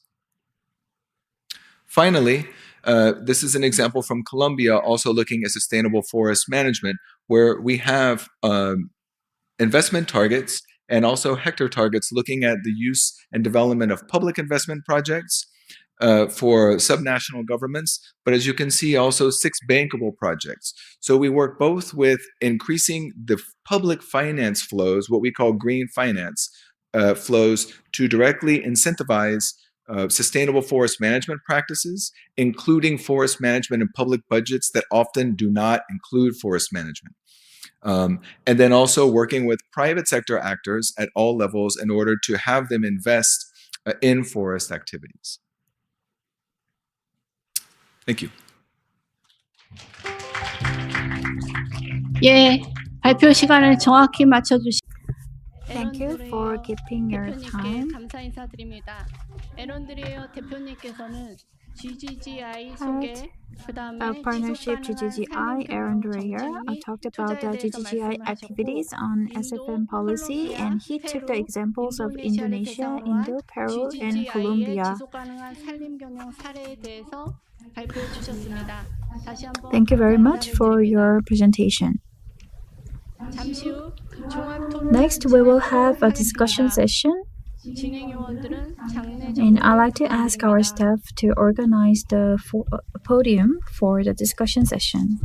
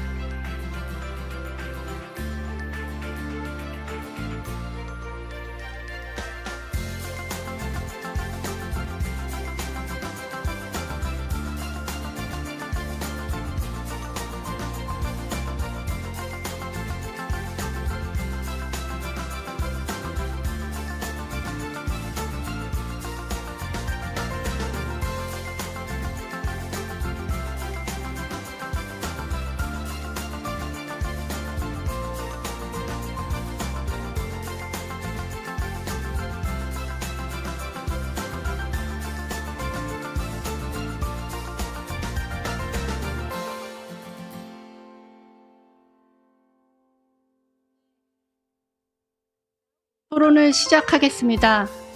오늘 종합토론차장 Former President Choi Jung-gi of the Korea Society of Forest Science will be a moderator of this discussion session, and I'd like to ask all the discussants to come up to the podium. Park Bae-gyun, Director of Center for Asian Cities, Seoul National University, An Young-sang, Professor of the Jeonnam National University, Secretary General Hong Sang-yong of Korea Sharing Movement, Vice Executive Director Jin Sun-bil of AFUCO, Director Park Moo-gyul of the Ministry of Unification, and Lee Yong-kwon, Deputy Director General of Korea Forest Service. And I'd like to also invite the speakers of today's symposium to the podium.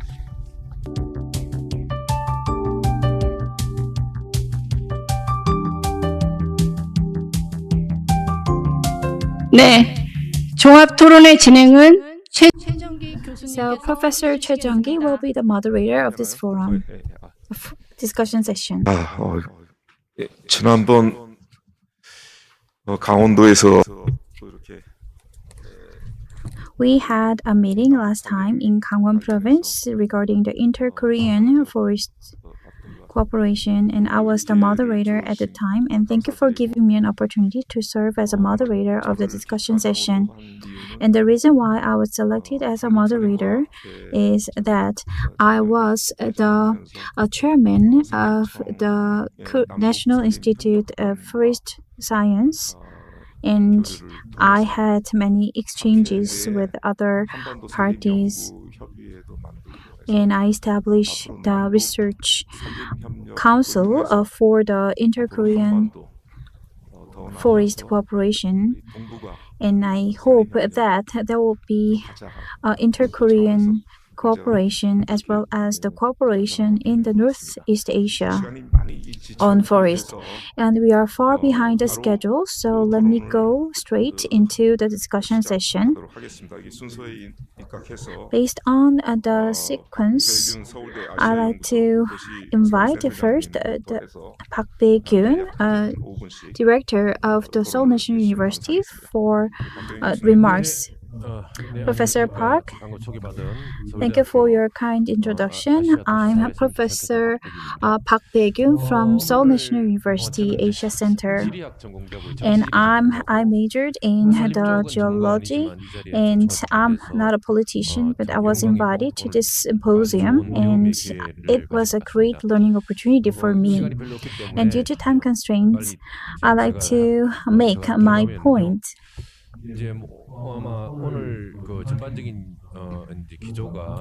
Today, we mainly talked about the inter-Korean cooperation based on forest cooperation and exchange our ideas. And in the keynote speech, we talked about the cooperation based on common interest. And when we think about inter-Korean exchanges, so we always think about the strong words and strict approach, but I think that we need to find our common interest first to start our cooperation and exchanges. We need to have a new and abundant imagination to promote our cooperation. As a geologist, I imagine from the space perspective. And we need to develop soft issues to promote our cooperation based on common subject. And in our research institute, I conducted a research under the theme of the carbon district zone, and it is also related to the soft issues, and it could be an example of promoting the cooperation. For example, as we all know, the situation is not favorable at this moment, and the inter-Korean relations these days is not good. And there were UN sanctions against North Korea. It was a stumbling block for the inter-Korean relations. So, as a way to promote the cooperation, I thought about the local cooperation, and I promoted the idea of the carbon neutral district. It means that we need to create a win-win situation for both Koreas through a carbon special district. A special district means to establish a zone for specific purpose. So we need to test our ideas of inter-Korean cooperation on first, and as it is a special district, it can be subject to exceptions. So regional cooperation and the local cooperation is not possible, but if we establish the special district, we can test our ideas for our cooperation between the two Koreas. So carbon neutrality special district can be established in the border area so that we can promote cooperation, because South Korea promotes and emits a lot of greenhouse gases, and North Korea does not produce a lot of greenhouse gases, so we can cooperate with each other. But border areas does not emit a significant amount of greenhouse gases. So we need to link the industrial zones, because industrial district produces a lot of greenhouse gas emissions. Some people welcome the idea, but some people raise the doubt, because the kind of cooperation need to be promoted at the national level. For example, about a few years ago, the street relationship was good. And there is an island in Taiwan. It is a Taiwanese territory, which is very close to China, mainland China. And there was a special district to which exceptions is applied between the Taiwanese island and the Chinese area. So exchanges between the two countries was not allowed, but exchanges and cooperation was possible in this special district. After the democratization in Taiwan, the Taiwan-Chinese relationship became deteriorated. But people in the island in Taiwan tried to do the trade with people in China. So with these activities identified, they wanted to make this kind of trade formal. And this kind of local level cooperation is a good way to bypass the difficulties that exist between the two countries. So we need to consider this kind of special district strategically. Thank you very much. Well, thank you very much. As a geologist, when it comes to the special issue proposed as a carbon special zone, and also he shared us the case of the Taiwanese line. Now I would like to introduce to you Professor An Yong-san of Cheonnam National University. Please go ahead. Hello everyone, I am Professor An Young-sang. Well, I would like to touch upon the 2 points. First, the restoration of the forest in North and the practical benefit that we can get. Before having this symposium, when it comes to the inter-Korea's cooperation on forest and also restoration of the forest of the North Korea, were the topic that I asked our students how they feel about that, and they said that they had a one-sided perception that one country supports a regime. I mean, North Korea. So Professor Jung Tae-yong has pointed out such a perception is somewhat not so good.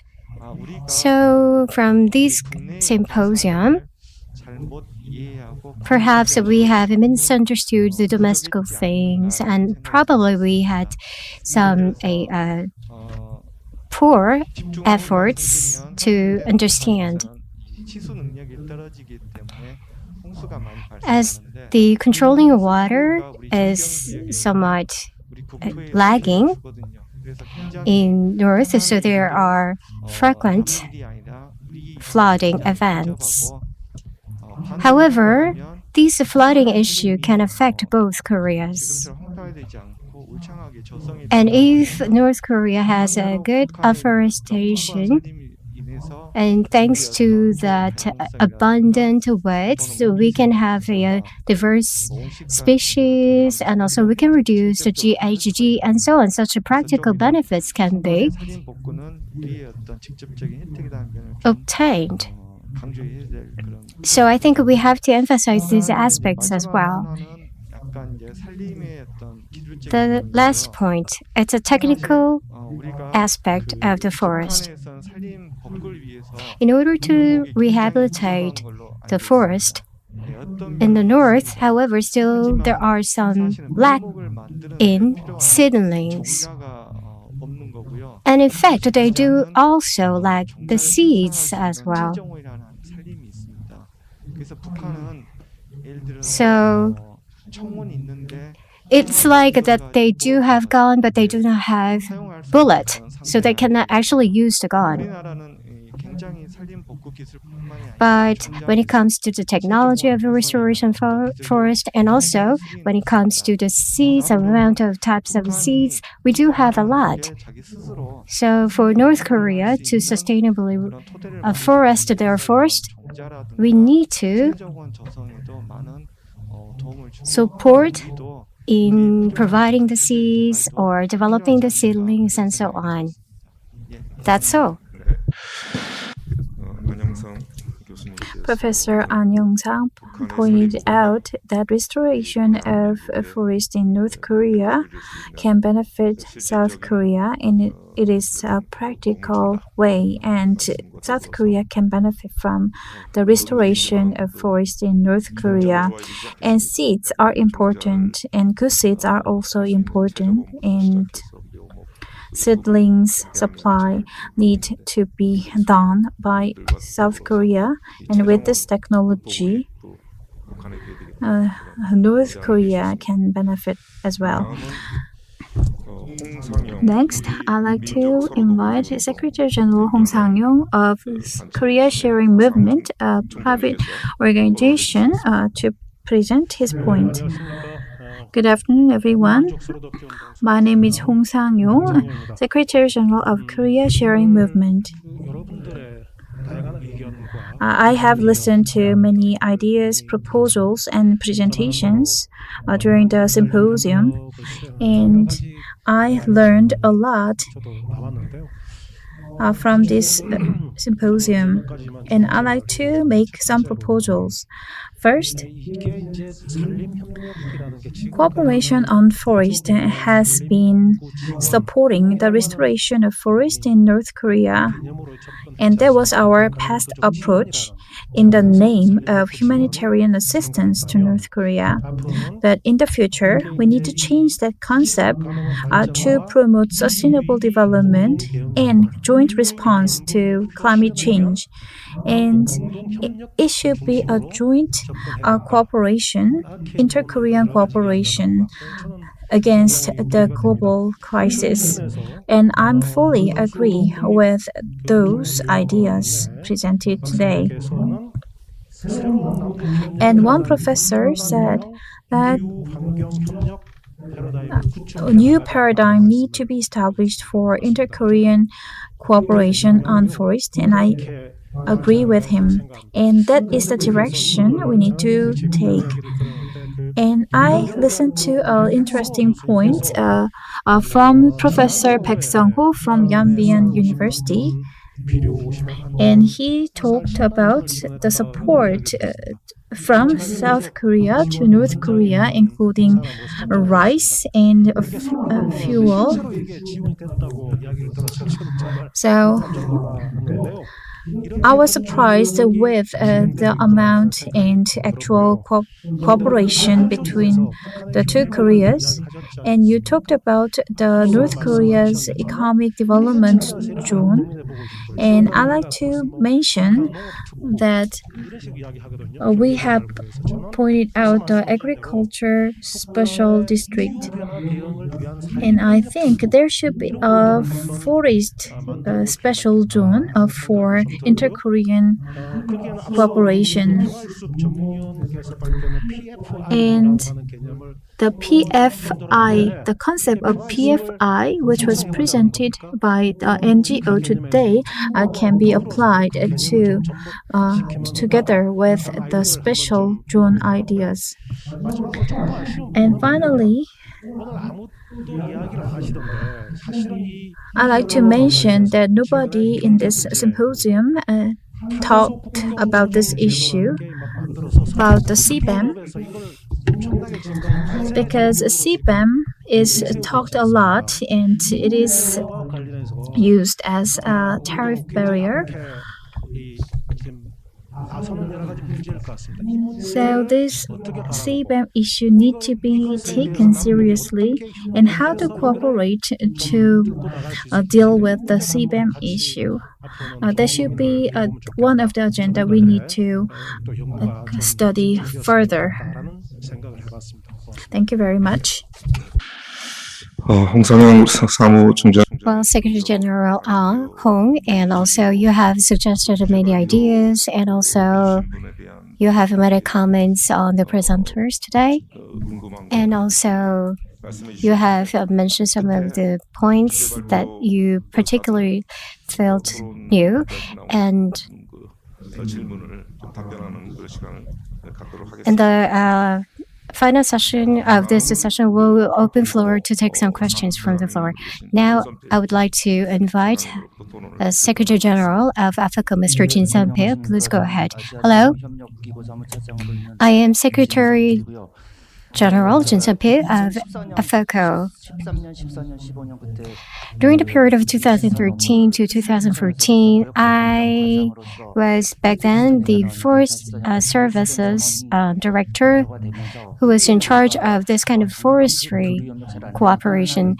Back then in the Dresden meeting, they said that the private sector's cooperation in the forest sector is not being doing well, so I have wrote the letter to the AFECO to propose some of the project we can work together for the North Korea and so on.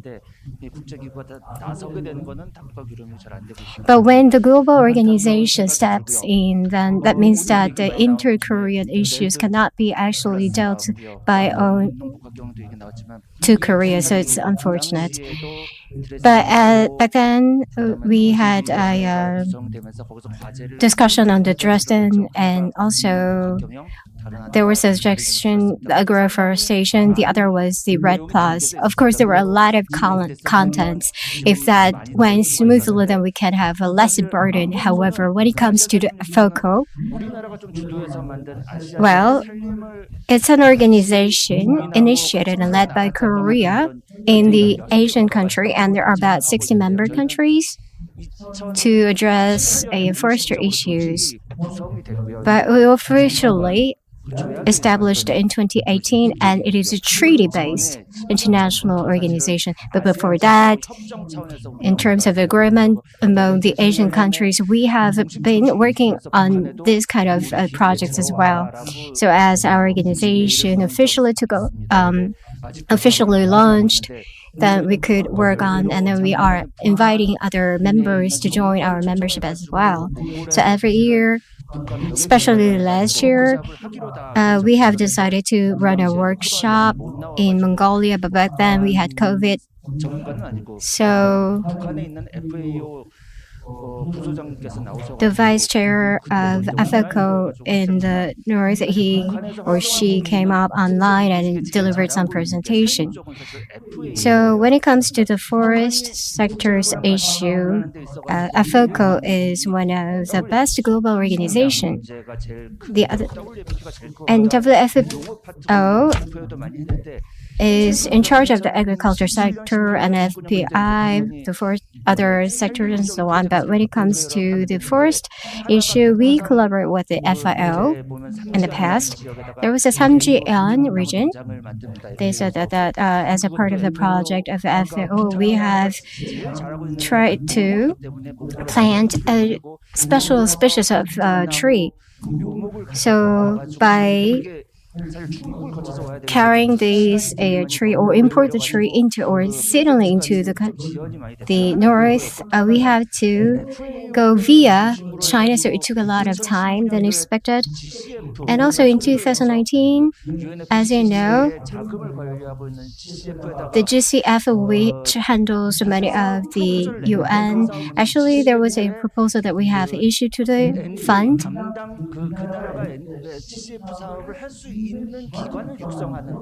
And it was a project to nurture an organization to deal with the GCF project.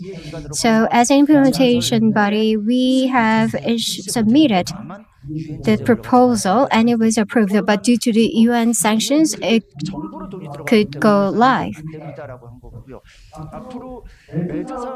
So going forward, however, if we come up with a REDD project,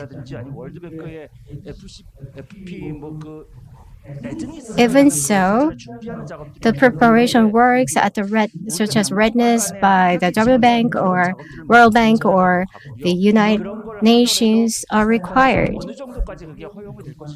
But even if they are approved, then how the North will accept is another question.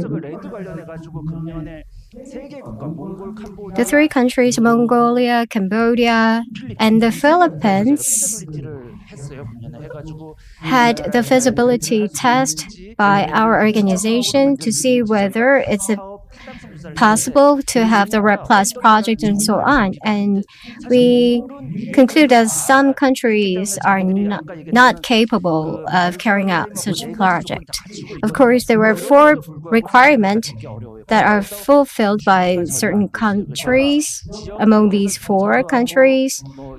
But even if so, they were not ready to actually implement the project. So when it comes to the Cambodia,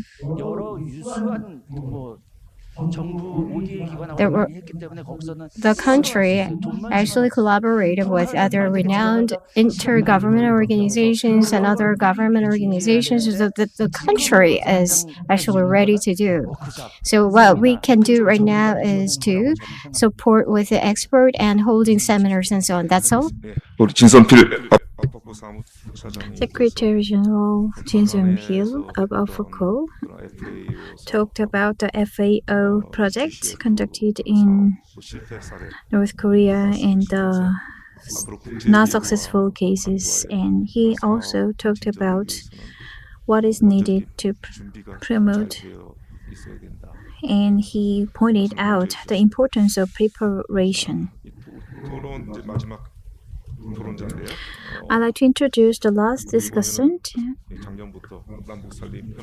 and he has been making a lot of efforts and supporting the symposium like this one. And we also have a big event today. And I'd like to introduce Deputy Director Lee Yong-kwon from Korea Forest Service. Thank you for your kind introduction. My name is Lee Yong-kwon from Korea Forest Service. And up until July this year, I has been leading the work of inter-Korean cooperation on forestry, and I'm working currently as the Deputy Director General of Global Forest Resources Division. And in my previous capacity, I considered the carbon issues. And now, in my current position, I'm also considering the carbon and forestry cooperation with North Korea. In 2018, we had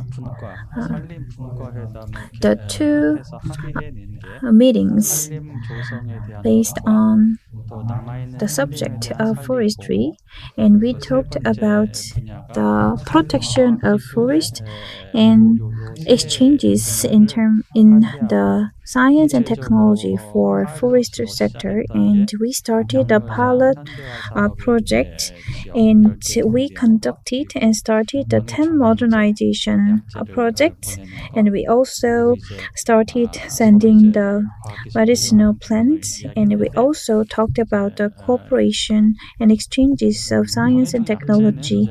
And in terms of the pesticides, we sent 50 tons of pesticides and insecticides, but due to the inter-Korean relations crunch, it has been suspended. I like to point out that before I took the position as the leader for forestry cooperation, I focused only on planting trees. But when I work as a leader of forestry cooperation, I think taking the forest as a space is very important. And if we understand that the forest is a space, we need to understand the space itself, and we need to understand how to organize and arrange the space. In this regard, we need many experts like economists, geologists, and politicians, and the experts in the private sector. Various stakeholders and professionals need to come up with ideas how to utilize the space. When we talk about blue ocean, we talked about that 2.62 million tons were devastated. So planting trees is important, but we need to think also about how to utilize and how to protect the remaining forest. And the government need also to take care of the remaining forest. For example, South Korea does not have enough land to plant trees. But North Korea has empty land, so if it is planned well, and if South Korea and North Korea cooperate well, we can utilize the bioresources well, and we can also conduct the RED Plus, which is an international regime, which will improve the competitiveness of companies as well as countries. And as Professor Chung Tae-yong pointed out, we can have a win-win situation for both Koreas. So he pointed out that the soft approach is required, and there is no concerns about using trees for other purposes. So we are in a stalemate, but we can find the common interest with soft items. Finally, I'd like to talk about the framework for cooperation. Bilateral cooperation is important, but I think multilateral cooperation is very important. In this crunch situation, we need to take advantage of multilateral cooperation with the help of GGGI, AFCO, and UN, as well as FAO, which is in charge of forest sector, and UNCCC. And we need to fully utilize the help from those organizations. And finally, I'd like to propose my idea. Even though South Korea is a specialist in terms of forest management, North Korea may not want for South Korean professionals to visit and investigate their land. So I think it is important to have a committee, and we need to take a soft approach based on the system. Not only South and North Korea, but also Japan, China, and the US can be involved in the Forest Management Council, so it can be a way to secure transparency, and it could be a good way for cooperation. Thank you very much. Well, that really resonates to me, and also, as I've mentioned in my opener, the Northeast Asian countries' cooperation on forests should be the direction, and we have to make collective efforts. And he proposed many good ideas as well. Well, we are running out of time. However, as we are holding Symposium in a challenging situation, and many people have visited here and staying here till now, so we're going to open floor for the audience to pose a question. If you have any, please go ahead.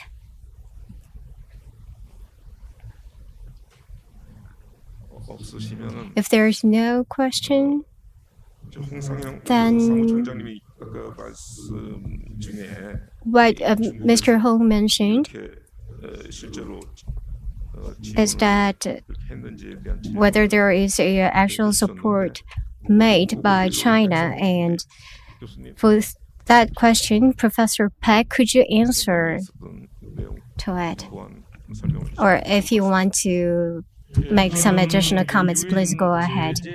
Under the UN's sanctions and also the COVID-19, the support from the China to North is classified. Even shipping, the document of shipping is closely controlled. It is kept in secret or classified. So as this is open space, so I am really not in position to disclose it. And off record, I can also open the shipment document or the transport route and so on. In 2021, of course, there was 550,000 tons of the fertilizer that were supported to the North, but only like 230,000 tons of the rice could make its entry to the North due to the COVID-19, and about 100,000 tons of the rice got into North Korea, but the time has been delayed. That's all.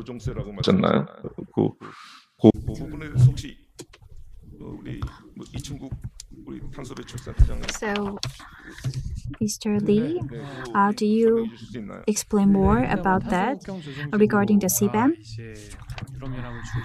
It is led by the European Union and is about to take effect soon, and the CBAM framework has been established. And for Korea, there is a large impact on the steel industry, and we are making the measures to support the steel industry. The CBAM system itself is that without paying the cost of carbon, the imported items will be subject to the imposition of tax. It means that the companies need to pay for the carbon before they export their items to European Union. And the CBAM itself does not recognize the offset. So if the CBAM is implemented in earnest, and the offset concept can be linked with many other things, including the RED Plus. Perhaps among the presenters, would you like to offer some answers, or what about panelists? Or do you have any comments? Well, we have having this symposium for a long time. So from Gyeongsang Province, Daegu City, we had the first symposium, and then Gwangju City in Jeolla Province to Gangwon Province, and this is the fourth round of the symposium.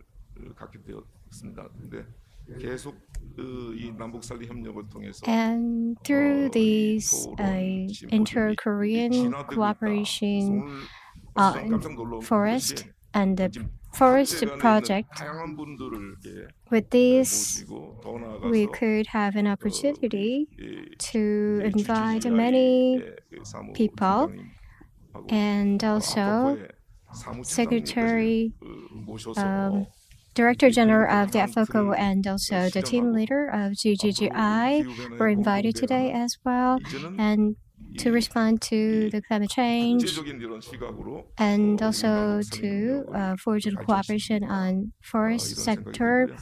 I think that our vision is expanding. So not just a bilateral cooperation, but also by the multilateral cooperation, we can support one another economically, and also as we are under a challenging area that our lives are threatened, we need to forge inter-Korean cooperation on forest going forward further as well. So I would like to thank the presenters and panelists as well as audiences today. With that, I'm going to wrap up the session. Thank you. This concludes the International Symposium on Inter-Korean Green Detente Joint Response to Climate Change. Thank you for your participation out of your busy schedule, and I'd like to also thank the participants who are joining us online. Thank you very much, and I'd like to wish safe journey back for all of you. Thank you very much.